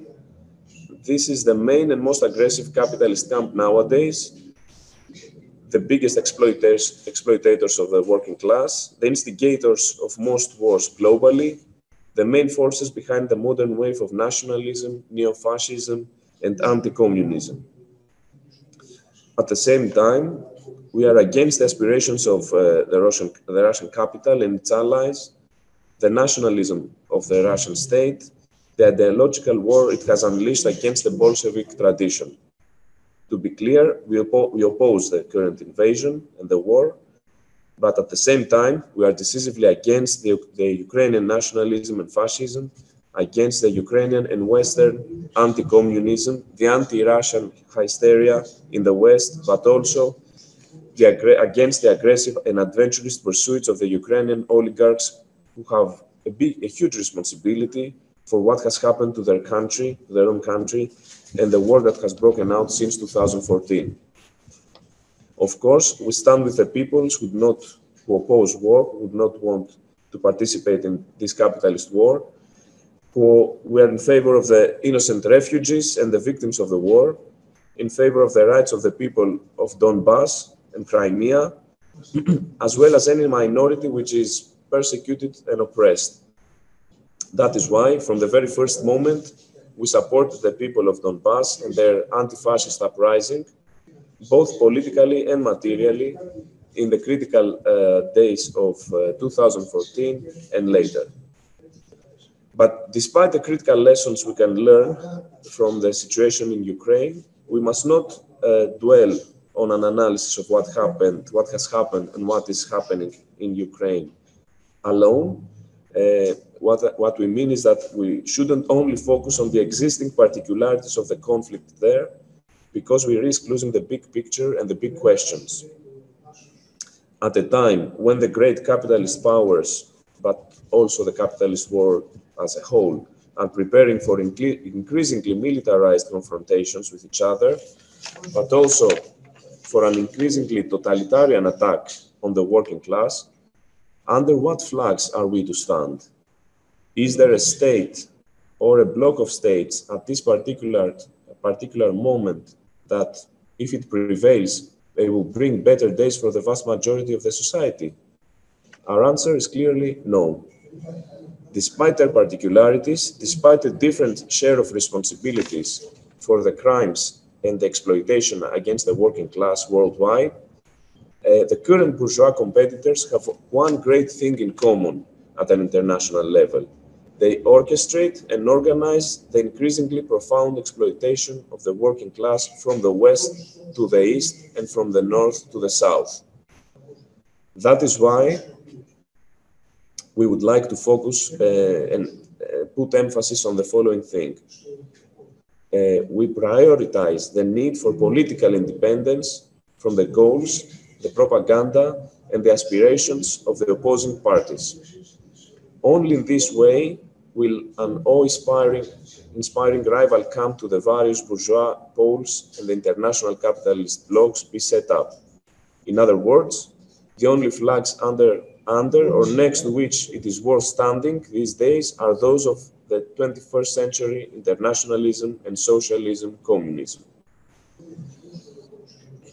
Coming to an end, we in Greece have a basic duty, and this is to turn against our own bourgeoisie and its international allies, to cancel its plans of involvement in the war in Ukraine, and above all, to prevent the possibility of a Greco-Turkish war that will of course be unfair and reactionary from both sides of the Aegean. Starting from the level of propaganda, till the political activity in the army and among the conscripts, we try to block the Greek war machine and set our own agenda. This is our biggest task, our main task, and that is how we can best contribute to the anti-war movement, to the global anti-war movement. We must change the international agenda and state clearly that the only war we shall fight is the class war for the liberation of the workers, for the communism of the 21st century. We will not pay for the crisis of capitalism, nor for the consequences of the capitalist wars. We are sending our warm greetings to the comrades and the delegations from all parties, from all the countries that are present here. We congratulate our precious comrades from the Workers' Revolutionary Party, EEK, for this internationalist initiative. We especially express our solidarity with the communists from Ukraine, Donbass, and Russia, who have been in the eye of the storm for years. Down with the capitalist wars, down with nationalism, long live proletarian internationalism. Thank you very much. Thank you, Comrade Yorgos. It was very important to hear the voice of a comrade representing an organization with which our party has a long collaboration in the class struggle the last 30 years. So the next and last speaker from Greece, it will be Comrade Christos from Ogdes Spartakos. He's here, okay. You will speak in English, I hope. Huh? Yes, I'll try. Okay, thank you. You present yourself and then you have 10 minutes. Okay. Yes, thank you. As Savas already said, I'm Christos Nomidis from Ogdes Spartakos, a revolutionary organization, Trotskyist organization in Greece. First of all, I want to thank the organizers for inviting us in this conference, international conference, because we believe also that it's very significant that revolutionaries should discuss about the situation. And there is a really need, an urgent need about serious discussing what's going on in worldwide, because the war is accelerating all processes worldwide, and it's not a single episode. It dedicates a turning point, I believe, in the situation, in the world situation, which this turning point must be very good analyzed by all the revolutionary forces all around the world and deeply discussed to see what dangers and what duties are going to be drawn and conclusions are going to be drawn from this new situation that we are living. First of all, I would like to begin my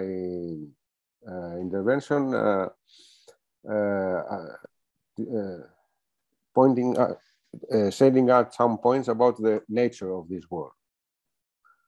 In my opinion, this war is an imperialistic war at the core. It's a war that comes from an unprecedented, in the post-war period at least, worldwide intensification of inter-imperialist rivalries. That means that after the collapse of Soviet Union and the falling down of the Berlin Wall, the old imperialist countries began a process of integrating a new world order, as Bush at that point stressed out. A new world order which aim was to reorganize world market under the control of the old imperialist, Western imperialist mainly countries, United States and European Union. In fact, after 30 years, we can now see, not only now, but it's very clear today that in the global level, new rivalries have arisen against this hegemony of United States and by them European Union, and new powers, capitalist powers, which claim to become or already have become. This is not so significant to analyze, I believe, at this point, but we can discuss. Who claim to become very serious imperialist powers. First of all is China, of course, but it's not the only one. Also, Russia is seeking to have a better and more significant role in the global affairs. And also other capitalist powers, India, Brazil, Mexico, Turkey, are also seeking to find a better place and a better position in the economic and geopolitical world order. In my point of view, a good starting point to analyze the current situation is maybe the crisis of 2007-2008, the financial crisis that showed clearly, in my opinion, to the political apparatus in the West that the economic and policy that at that time were dominant is not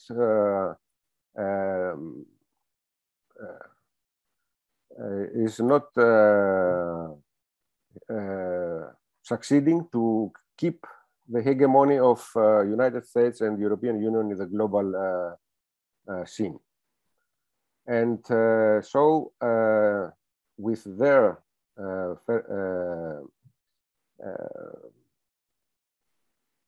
they have to change this policy in economic and geostrategical sector. And this process has turned out to many measures, economical measures, and some economical war, which was set up after some years by the Trump administration in Washington and so on. And they tried to confront the new rivals, global rivals, and many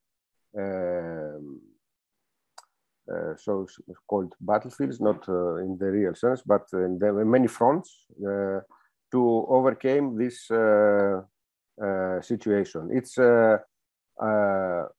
if we look at it in a whole, it's a crisis of the imperialist system as a whole. It's intensification of the inter-imperialist rivalries.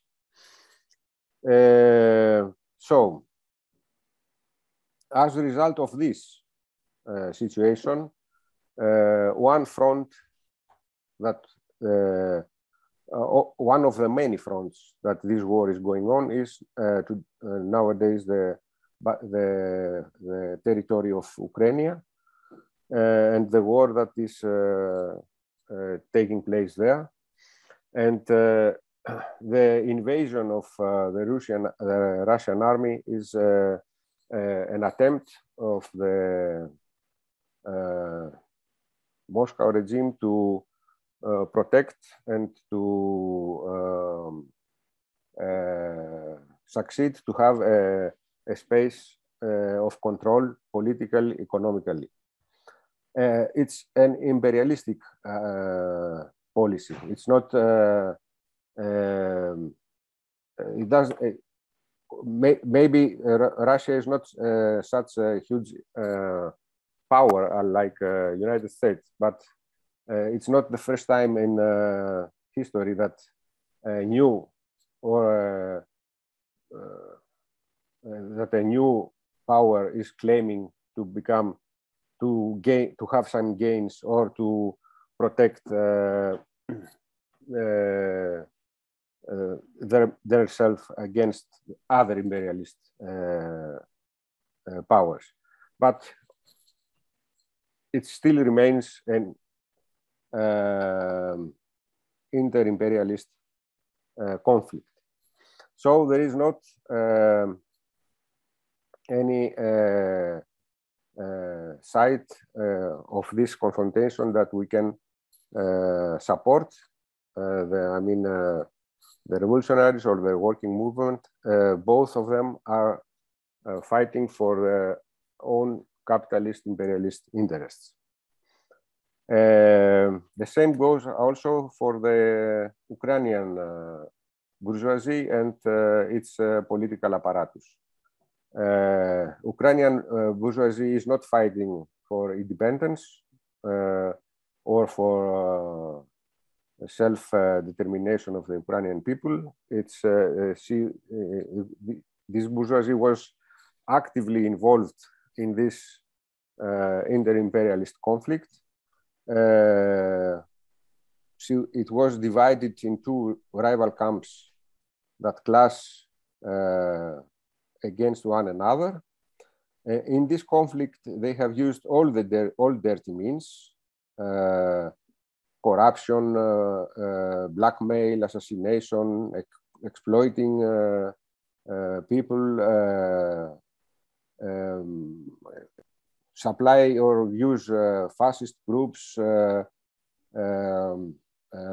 coup d'etats, fascist pogroms, exploitation of autonomist movements, attempts to join rival imperialist camps, and so on.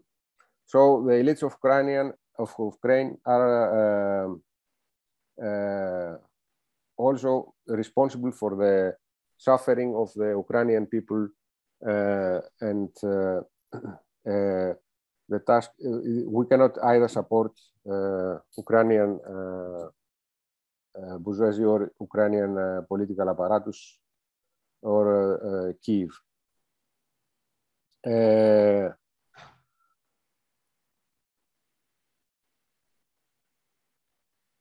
That does, all of this does not mean that we are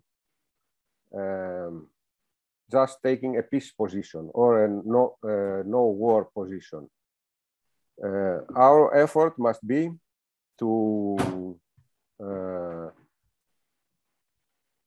support, to find the ways to build an independent workers and revolutionary movement, which is going to fight for the rights of the working people in Ukraine, in Russia, and all over the world. We must be at the forefront of the struggle to defend the life, the rights, the freedoms, the achievements of the working class against the war and against occupation, against all imperialist intervention, and against capitalism. We should do this fight but we should never do this fight under the banners of our own imperialism or our own bourgeoisie. We always fight for the independent political and organization formation of the class around the revolutionary transitional program. In rivalry with the capitalist system and the barbarity it inflicts. We bear the duty to be at the front line of this struggle ideologically, programmatically, and in practice. The only reliable weapon for carrying out this struggle is the independent formation, organization of the working class in its struggle to overthrow the bourgeoisie. In other words, the struggle to build revolutionary parties and organizations of the working class in our countries, the struggle to build a revolutionary workers' international organization. That's for me. Thank you, Comrade Christos. Now we move to the Anglosphere, which is divided in 3 continents. So Australia. Take first the comrades from the Antipodes, from Australia, then from Britain, and finally from the United States. Okay, from Australia, we have the pleasure to have with us 2 comrades that I know from a long time, 2 very important comrades with a revolutionary record and important contribution to the international working class movement. So it is Comrade Alex Mitchell and Judith White. So you have the floor for 10 minutes. Thank you for coming. Thank you very much, Savas. Can you hear me all right? Yes. Yes, I hear you very well. Thank you. I'll speak very slowly in English, if you don't mind. The war in Ukraine poses the greatest dangers to the international working class and the world's poorest nations. Provoked by ruthless expansionism by NATO and US imperialism, the war is now being utilized by those same forces to justify an all-out assault on Russia and an immense build-up of state military armaments. In the United States, Britain, and Europe, Western Europe, where economic and social crisis predates the hostilities in Ukraine, public revenues urgently needed for action on climate change, social welfare, education, health, and housing are being diverted to bolster the military and the forces of repression. In just one indication of this trend, of the 40 billion, that's billion, recently voted by US Congress as a part of the armaments against Russia, a large tranche went to the Central Intelligence Agency, the CIA.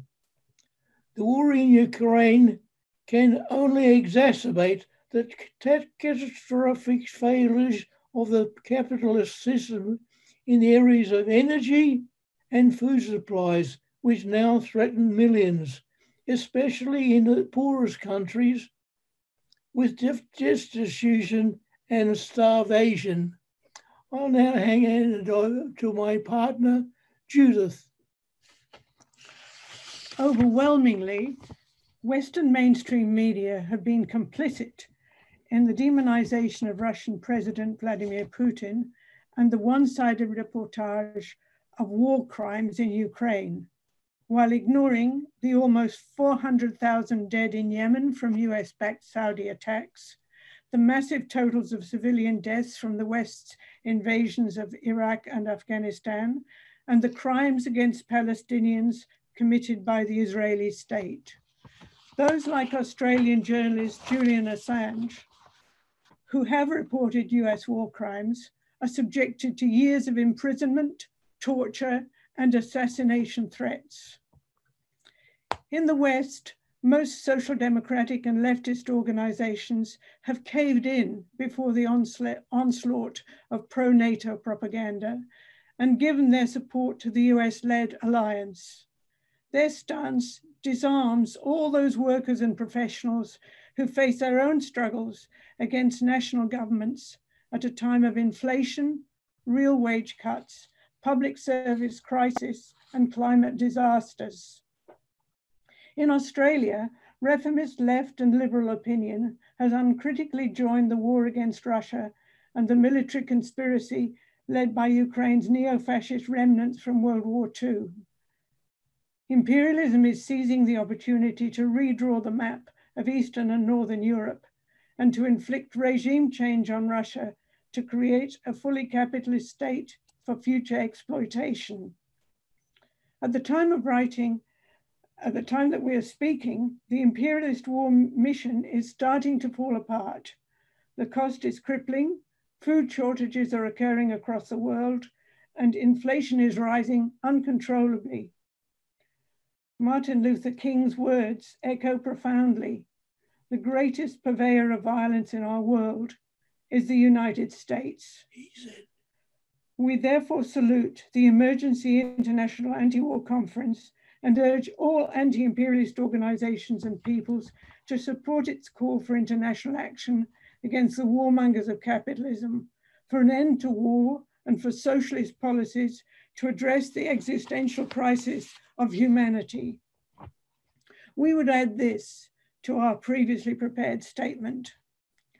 On this side of the world, we are close to the second target of imperialism, China, mentioned yesterday by conference co-convener Comrade Savas and by others today.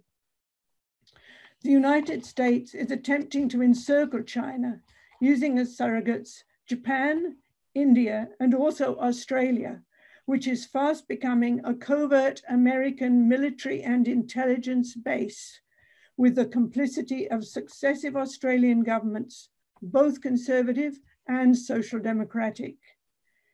Imperialism in decline is a dangerous beast. In both the US and Britain, while their own societies become increasingly strife-ridden, governments continue to pursue their ruthless agenda to enlarge the reach of world capitalism. We are nonetheless heartened both by the renewed struggles of workers reported by some speakers at this conference and by the work of the conference itself in bringing together Marxist voices across the world. We thank you for organizing this conference, and we thank all comrades for their contributions.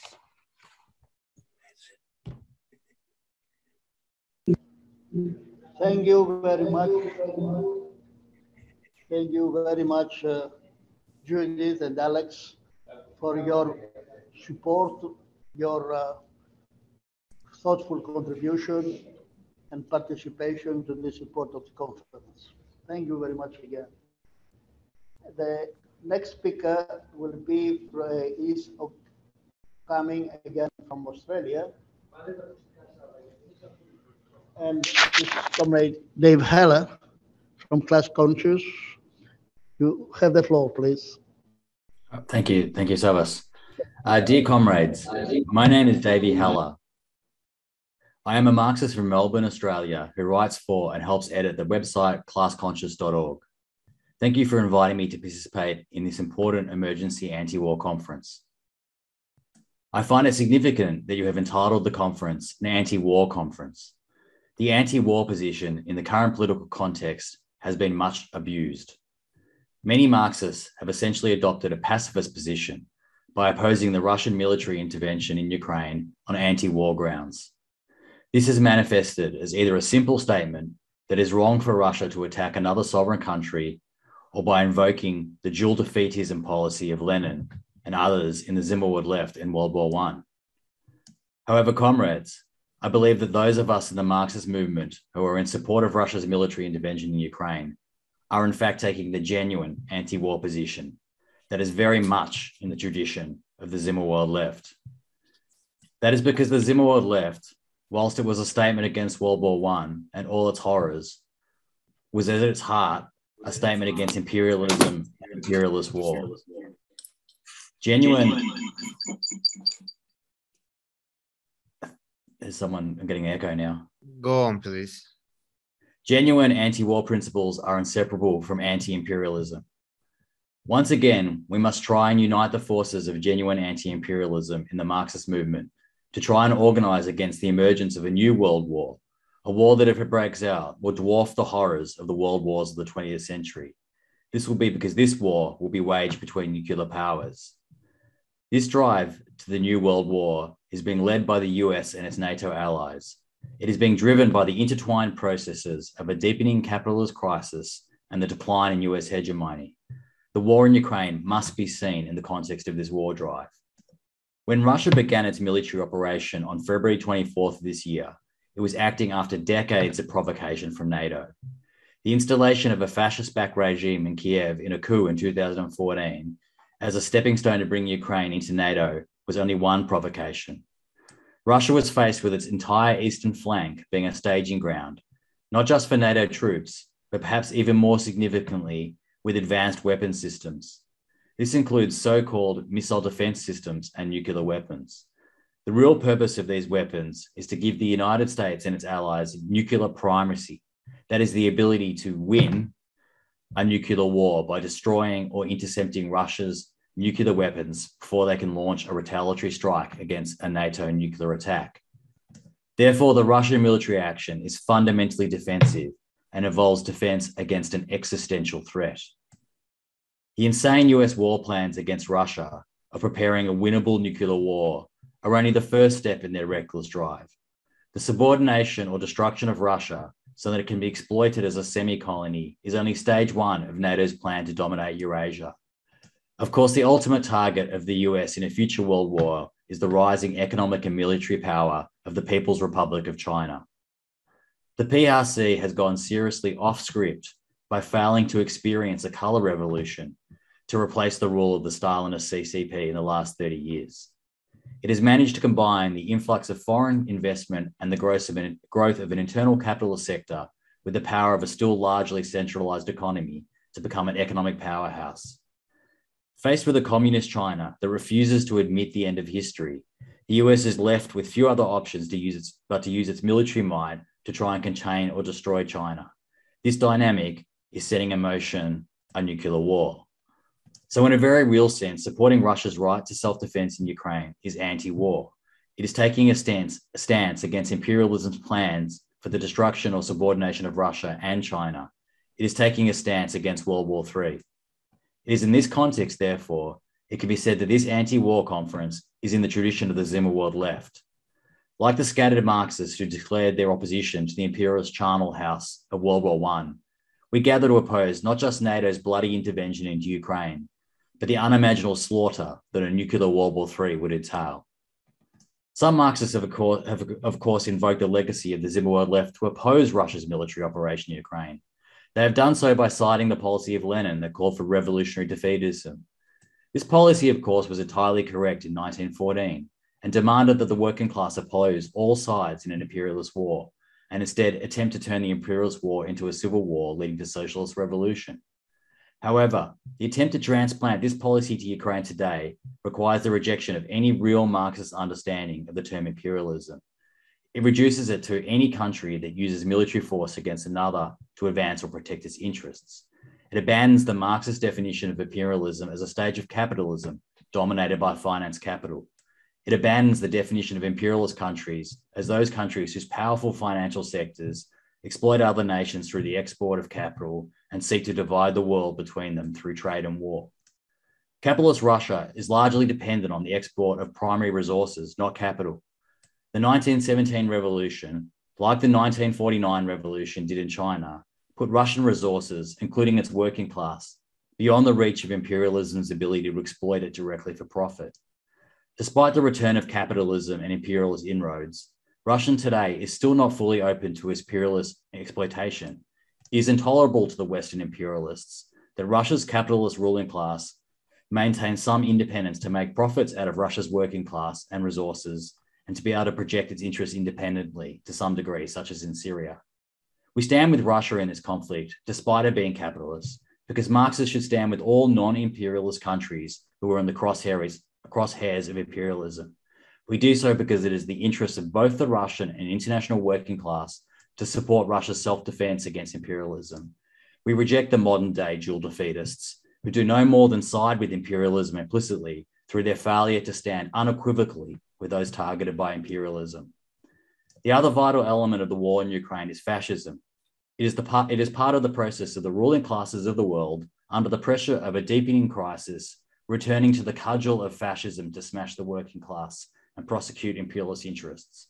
The backing of the installation of a Banderite fascists in Ukraine and their use as the main fighting forces in the Donbass region is part of an international trend extending from the heart of the empire itself in the US to Germany and through to countries oppressed by imperialism such as Brazil.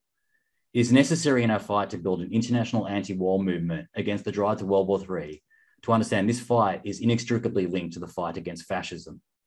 Whilst Rosa Luxemburg understood in the midst of World War I, humanity faced the choice between socialism or barbarism, we must understand that since then, capitalism has created the barbarous monster of fascism, and the choice today is between socialism or fascism.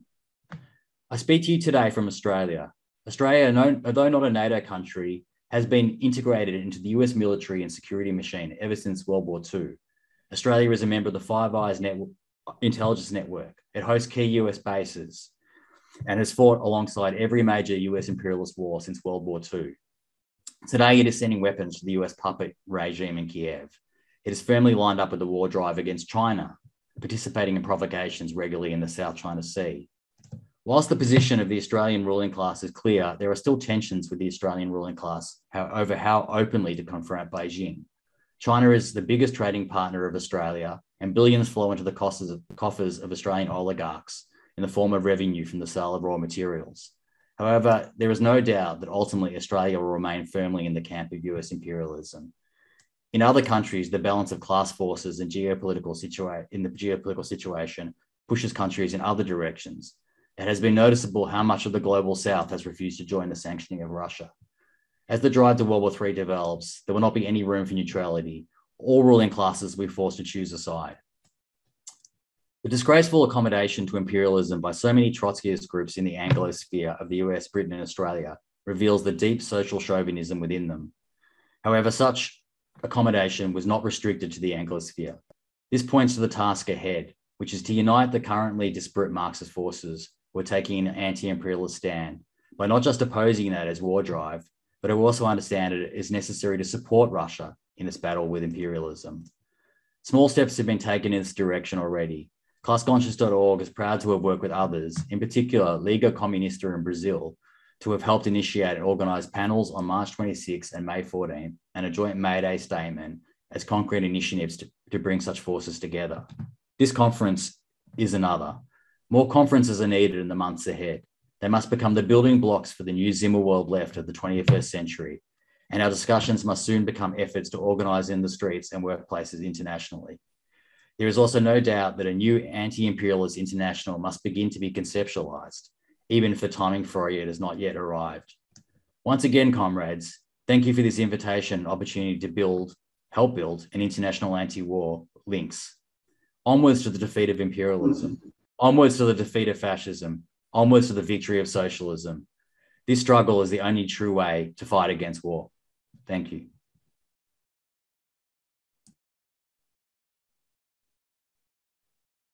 Thank you. Thank you. Thank you. Thank you. So the next speaker will be from Britain, and it's a comrade who is representative of the Bolshevik tendency. Okay, can you have the floor and 10 minutes for your disposal to present your contribution? Okay, so Beth will go after me. Okay, fine. Okay, can you hear me? I take that as yes. I would like to begin by thanking the comrades who initiated this event and invited us to participate. The situation in Britain is characterized by the international position of British imperialism after Brexit, which resulted in ever closer alignment with Washington. The eagerness with which Boris Johnson embraces Zelensky represents a consensus of opinion within the British ruling class. The Labour Party, which traditionally might have harbored pockets of dissent, has essentially gone along with the government on this, and even Jeremy Corbyn has put most of the blame on Russia for the conflict in Ukraine. There has been no overt opposition to the war that we are aware of by the trade unions, although as the bourgeois media begins to leak snippets of information making it clear that Russia is gaining the upper hand despite NATO's wholesale support, we expect to see the growth in overt opposition to continuing investing in a losing cause. As rising prices and inflation significantly increase living costs for the working class, in part as an unintended consequence of the sanctions on Russia, it appears that there are strikes on the horizon in many industries over here. The attitudes of the British left have roughly paralleled those of their analogues internationally. We are one of very few groups claiming the mantle of Trotskyism, which favor a Russian military victory over the US, NATO, and its Ukrainian proxy. Russia is not an imperialist power, and for decades it has been threatened by the NATO imperialist alliance. While many tendencies on the left wing of contemporary ostensible Trotskyism are prepared to call for the defeat of the US, NATO, Ukraine coalition, few are prepared to take sides. Most tend to treat the two combatants as qualitatively similar. We do not shrink from stating clearly that a Russian military victory would be in the interests of the world's workers and oppressed, despite the fact that the Putin regime, which derives from the counter-revolutionary destruction of the Soviet-degenerated worker state in 1991, is politically and socially reactionary. The fundamental issue in this conflict is Russia's right to resist imperialist encroachment. Strategically, Putin's invasion of Ukraine is essentially defensive. These events are unfolding against the background of an accelerating erosion of US global hegemony. It is clear that we are very close to the end of the American century. Joe Biden's prediction that imperialist sanctions would turn the ruble into rubble has backfired dramatically. The US and its NATO allies, particularly Germany, are becoming painfully aware of the disastrous implications of boycotting Russian energy and raw materials. Inflation is surging and social tensions are rising in both North America and Western Europe, and the stage is set for potentially explosive class struggles. As the center of gravity of the US economy shifted from industry to finance during the past several decades, the Chinese deformed worker state emerged as the workshop of the world. The opening of the capitalist world market to China, symbolized by its accession to the World Trade Organization in 2001, was intended to create momentum for capitalist restoration, which would undo the gains of the social revolution of 1949 led by Mao Zedong. At the same time, offshoring production to China was supposed to offset the growing profitability crisis, weaken the workers' movement, and lay the basis for transforming China into an exploitable neo-colony. But that is not how things have worked out. NATO's incorporation of most former Warsaw Pact countries underlies the current conflict. The long-standing US objective of breaking Russia up into several smaller, easily controllable pieces and appropriating its resources, which was spelled out by Dick Cheney, former US Vice President, has been endorsed by many important players in the US foreign policy establishment. There have been some dissidents, the most notable being Henry Kissinger, who advocated finding a modus vivendi with Russia in order to isolate China. But the dominant faction of the US ruling class, with the acquiescence, if not enthusiasm, of Germany, France, and other European allies, has opted for pressuring Russia whilst also going after China. Some wretched reformists, like the French NPR, have more or less openly sided with the Ukraine NATO axis. Other tendencies have exhibited a combination of confusion and political cowardice. Some who mistakenly consider Russia to be imperialist have taken a dual defensive position. Others who recognize that Russia is not imperialist nonetheless refuse to take sides against NATO and its Ukrainian proxy. Variations of this position are held by David North's WSWS, the Trotskyist faction, the Spartacist League, and the Internationalist Group in the US. The IG and SL appear to view the conflict as essentially involving two dependent capitalist countries, Russia and Ukraine.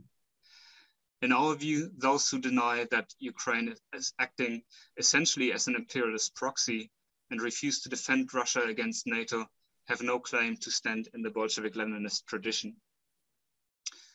We note that the 30th of April statement of the Christian Rakovsky Center does not explicitly state that you side militarily with Russia in this conflict, nor do any of your other materials as far as we've seen. Without giving Putin's reactionary Bonapartist regime one inch of political support, Marxists recognize that a Russian victory will weaken the US-NATO imperialist axis and complicate future military aggression against the Chinese deformed worker state and others on the US hit list. Conversely, a victory by NATO's Ukrainian proxy would encourage further aggression. We support the strikes by Greek and Italian workers against NATO weapons shipments to Ukraine, while opposing similar actions by Belarusian workers seeking to block Russian armaments. The chaos and bloody military aggression spawned by global imperialism can only be ended by a world socialist revolution. That requires the construction of a revolutionary workers' party on an international scale. We hope that this conference may turn out to have represented a small step in that direction. Thank you. Thank you. Thank you very much. Hans-Peter Breitmann. Okay, thank you very much. Before having a short break, the last speaker is a comrade from the United States of America. You have the floor. Hello. Thank you very much. Thank you very much for inviting me to speak to this conference.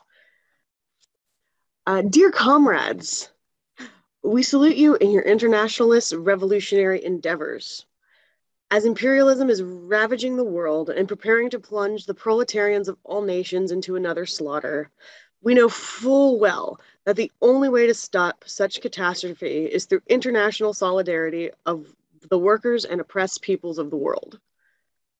You comrades who are meeting today at the Emergency International Anti-War Conference of the Christian Rakovsky International Socialist Center are much closer in proximity to the most recent massacres imperialism is currently inflicting on the world.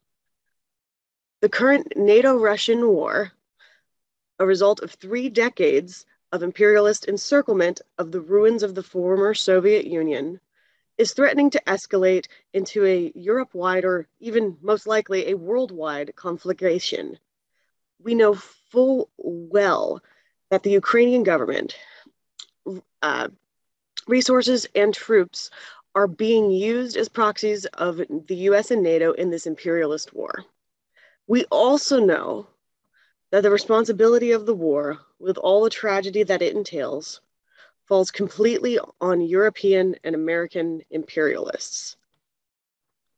All these horrendous crimes cannot be understood without the context of the dissolution of the former worker state in Russia, Ukraine, and Eastern Europe, and the imperialist penetration that soon ensued afterwards. Therefore, your effort to bring together revolutionaries from war-torn countries, former worker states, and countries with great geostrategic importance to NATO imperialism is an invaluable service to the struggle of the world proletariat. Thank you. And thanks to our previous speakers also for giving, a really great talks.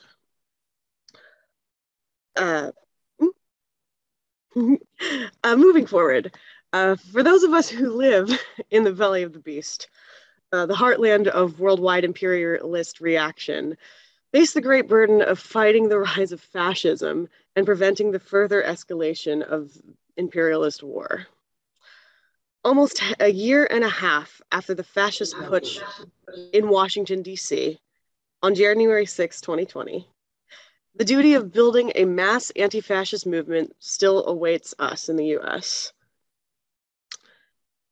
Inflation is back at work in melting down any economic gains the working class has conquered in the recent past. And the current war is adding to the economic and political burden the working class is facing in the form of soaring energy and food prices, increase in the military budget at the expense of an already meager social services, and a new wave of mass anti-Russian hysteria, pardon me. Emboldened by the passivity of the left, the right is making renewed attacks on reproductive rights of women, most recently in the revocation of Roe versus Wade this Friday, and civil rights of communities of color and other minorities. The epic mass shootings across the epic mass shootings across American cities in the last 2 months testifies to a society falling apart. There's no telling where this dangerous path will lead, but it is laden with disaster. So, the only solution to this approaching Armageddon of fascist and imperialist reaction is through class struggle, both at home and internationally. We therefore commend your efforts to strengthen the unity of ranks of the world proletariat and wish you success in your struggles. Long live the world revolution. Thank you. Revolutionary Marxists from the United States. Thank you very much for your contribution from the belly of the beast. True. And just before going to a short break of 15 minutes, just an announcement for the next 2 sessions, with the last sessions very important. The next session will be the session 4, and we'll move to a very important area in the world, a very important continent, to Africa, and then to the Middle East. So we'll have comrades speaking from South Africa, as well from Lebanon, Turkey, Algeria, and Iran, and from Devrimci Marxism, the Revolutionary Marxism Journal from Turkey, before then going to the final, a very important forum to discuss what is to be done after the 2 days discussion we have. Okay, then now it is 5 o'clock in Greece, in Athens, in Istanbul, and in Moscow. We'll start in 15 minutes, okay? Thank you. 15 minutes sharp.